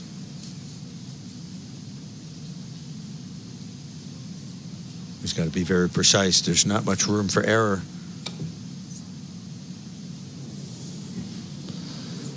And that may very well be his last shot. Yeah, that ball was very close to the rail, and that limits the options for him.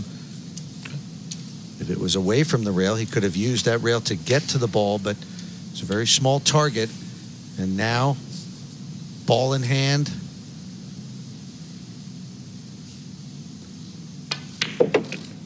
Balls are out in the open, and DeLuna just has to hold his nerve.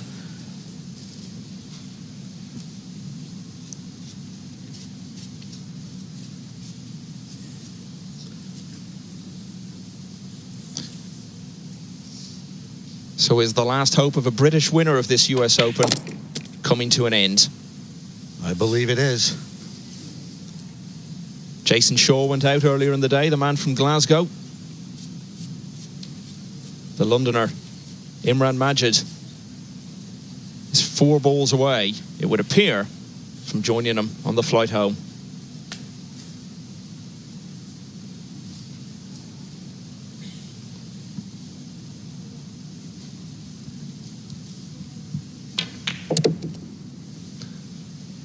And ultimately, DeLuna has played his best of the match when it's mattered the most.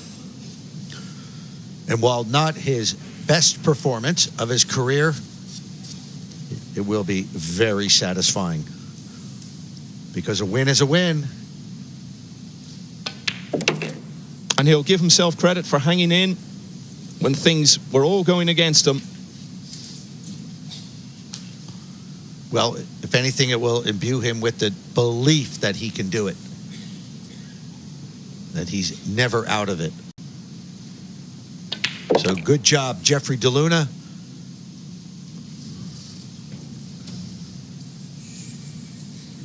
You have persevered. And this 9-ball for a spot in the quarterfinals of the U.S. Open.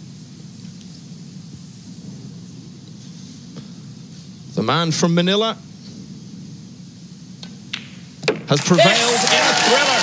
Jeffrey DeLuna was struggling. He was 8-5 down, but by winning 6 of the last 7 racks, he's beaten Imran Majid by 11 racks to 9, and he's into the quarterfinals of the US Open.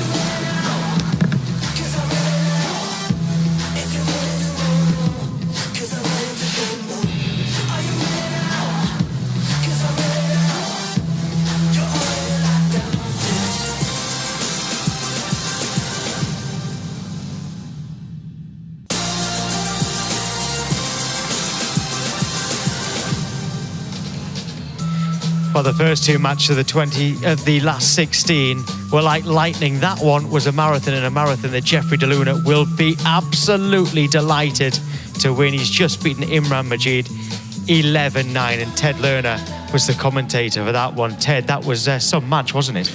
Well, it was a grind for both players, and you really have to feel good for Jeffrey DeLuna in the fact that he played fairly poorly, you'd have to say, early in the match, and he was down 8-5, and but he persevered. And I think that perseverance, the fact that he hung in there when he wasn't playing his best and waited for his chances, and then came back from 8-5 down to win going away there at the end, is a chance for him to sit down and go, you know what? I can do this, even though I didn't play my best. And sometimes for players, that can be better than winning a match, say 11-1. Because when you have that fighting spirit, you know you can beat anybody. And actually, so far, he was on the winner's side. He's won every game so far. And that battle that he's just had, I suppose, will really help him going forward, hopefully. Well, there's no doubt about it that will help him with his confidence. Now, having said that, he's going to have to go back, work on his break, and make sure he tightens up that safety game, because he had a bunch of loose safeties in the end. As you get further on in the tournament and play these monsters out here, you can't have loose safeties like that. Ted, thank you. Let's remind you of the 3 players who are through to the quarterfinals so far. Joshua Phillip beat Jason Shaw 11-4. That was the same scoreline as Francisco Sanchez-Ruiz against Ko Ping Chun. And Jeffrey DeLuna has just beaten Imran Majid, as we've just seen. And next is Alex Pagulayan against Aloysius Yap.